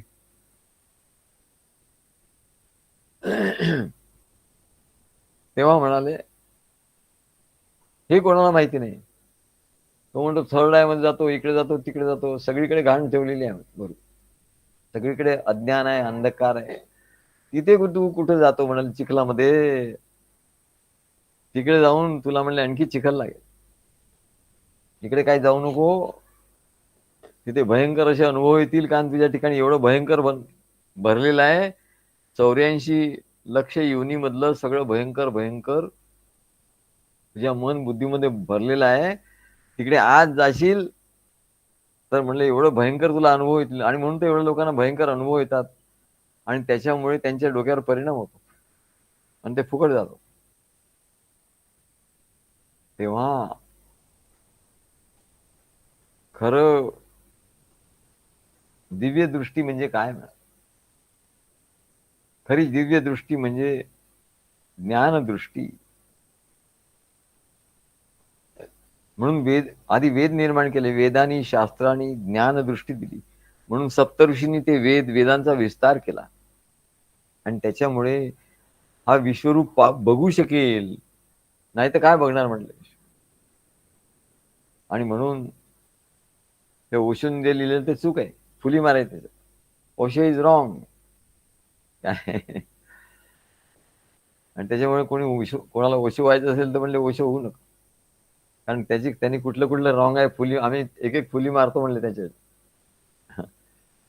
दिव्य दृष्टी म्हणजे हे नाही आहे म्हणा. काहीतरी आपल्या योगातलं काही समजलं नाही का, योगातलं काहीतरी काढून लावून टाकायचं, चिपकवून टाकायचं, असं नाही म्हण. मग त्या सप्तर्षींनी हे ज्ञान, वेदाचं ज्ञान, उपनिषदांचं ज्ञान, हे सगळं पृथ्वीवर का आणलं? त्यांना नसतं का सांगता आलं की दिव्य दृष्टी म्हणजे थर्ड आय ओपन करा? हल्ली सगळं कोणी आला उठला सुटला तो सोमे गोमे थर्ड आय ओपन. काय काय काय कुलूप उघडायचं का काय? काय एवढं सोपं आहे का? तेव्हा म्हणले ज्ञानदृष्टी. तेव्हा विराट स्वरूप अर्जुनाने कसं बघितलं? एवढं ज्ञान दिलं, सांख्याचं ज्ञान दिलं, कर्मयोग सगळ्याचं ज्ञान दिलं भगवंतांनी. आणि तो भगवंताची प्रेमाने एकरूप झाला. जेव्हा तो डाव्या हातात तो एकरूप झाला की त्याच्या ठिकाणी काहीच राहिलं नाही, बस समोर समोर श्रीकृष्ण. आणि तो श्रीकृष्णाच्या हृदयात, मनात, बुद्धीत, हृदयात तो चालला. तो तिथे गेल्याबरोबर त्याच्या ठिकाणी भगवंताचं विश्वरूप दिसायला लागला. त्याची दृष्टी जी आहे त्याला दिव्य दृष्टी प्राप्त झाली. तेव्हा म्हणले त्या विराट विश्वरूपाचा खरा अर्थ आणि उद्देश तो आकलन करू शकला. आणि म्हणून आधी सद्गुरूला शरण जाऊन कर्मयोगाचं ज्ञान आणि भगवंताच्या निर्गुण सगुण साकार स्वरूपाचं ज्ञान प्राप्त करून घ्यायला पाहिजे. त्यानंतरच या विश्वरूप भगवंताशी त्याला संपर्क जोडता येईल, नाही तर नाही संपर्क जोडता येणार. त्या विश्वरूपाचं संकेत, ज्ञान, कृपा त्याला प्राप्त होईल. म्हणून आमचे सद्गुरू आम्हाला म्हणायचे किंवा इतरांनाही सांगायचे, God has been very kind to him. अरे God has been very kind to him म्हणजे त्याला काय म्हणायचं होतं की ह्या विश्वरूपातल्या ह्या सगळ्या देवता आहेत ना, ह्या सगळ्या त्याला प्रसन्न आहेत म्हणाले. हा सद्गुरूंची सेवा, सद्गुरूंची भक्ती करतो आणि म्हणून God has been very kind to him. या सर्व देवतांचं त्याला सहाय्य आहे. आम्ही सद्गुरूंची आज्ञा शिरसावंद्य मानून नेहमी त्यांनी सांगितलं तसं आचरण करत असतो. कधी त्यांना आम्ही का वगैरे कधीच नाही. आमच्या मनाने आम्ही कधीही काही केलं नाही आणि त्यामुळे आम्हाला या देवदेवता नेहमी सहाय्यभूत होत आल्या. देवदेवता नेहमी सहाय्यभूत झाल्या. असो तेव्हा भगवान सांगतात, पश्चादित्यान वसून रुद्रान अश्विनो मरुतस्तथा. आता या ओळीतला आपण केवढं विस्तार केला. पश्य म्हणजे बघा, आदित्यान 12 आदित्य, वसून अष्टवसू, रुद्रान 11 रुद्र, अश्विनो म्हणजे 2 अश्विनी कुमार आणि मरुत 49 मरुत. ह्या एका ओळीमध्ये गीतेच्या केवढं सगळं साठवलेलं आहे.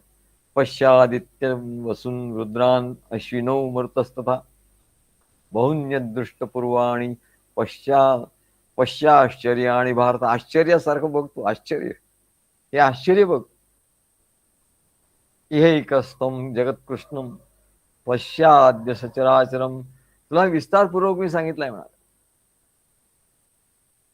मम देहे गुडाकेश, माझ्या देहातच तू बघ, माझ्या देहात बघ असं भगवान श्रीकृष्ण सांगतात. तरी तुझ्या देहात नाही, तुझ्या आत जाऊ नको, तू माझ्या देहाच्या आत जा. बघा कसं सांग. मम देहे गुडाकेश यच्चान्यद द्रष्टुमिच्छसी. जे जे तुला काही बघायचं असेल ते माझ्या मनामध्ये, माझ्या बुद्धीत, माझ्या अंतःकरणात, माझ्या चित्तात ते तू बघ. तुझ्या आत गेला की फसला म्हणत. काय तुझ्या आत नाही जायचंय तुला, तू माझ्या आत गेला की आपोआपच तू तुझ्या आत जाणार आहेस. जसं आपण आरशामध्ये रूप बघितलं की आपण आपलं रूपाकडे गेलो, तसंच आहे म्हणा. इहैकस्तम जगत्कृष्णम पश्चाद्य सचराचरम मम देहे गुडाकेश यच्चान्यद द्रष्टुमिच्छसी. असो एवढं सांगून पूर्ण करू. श्री गुरुदेव दत्त.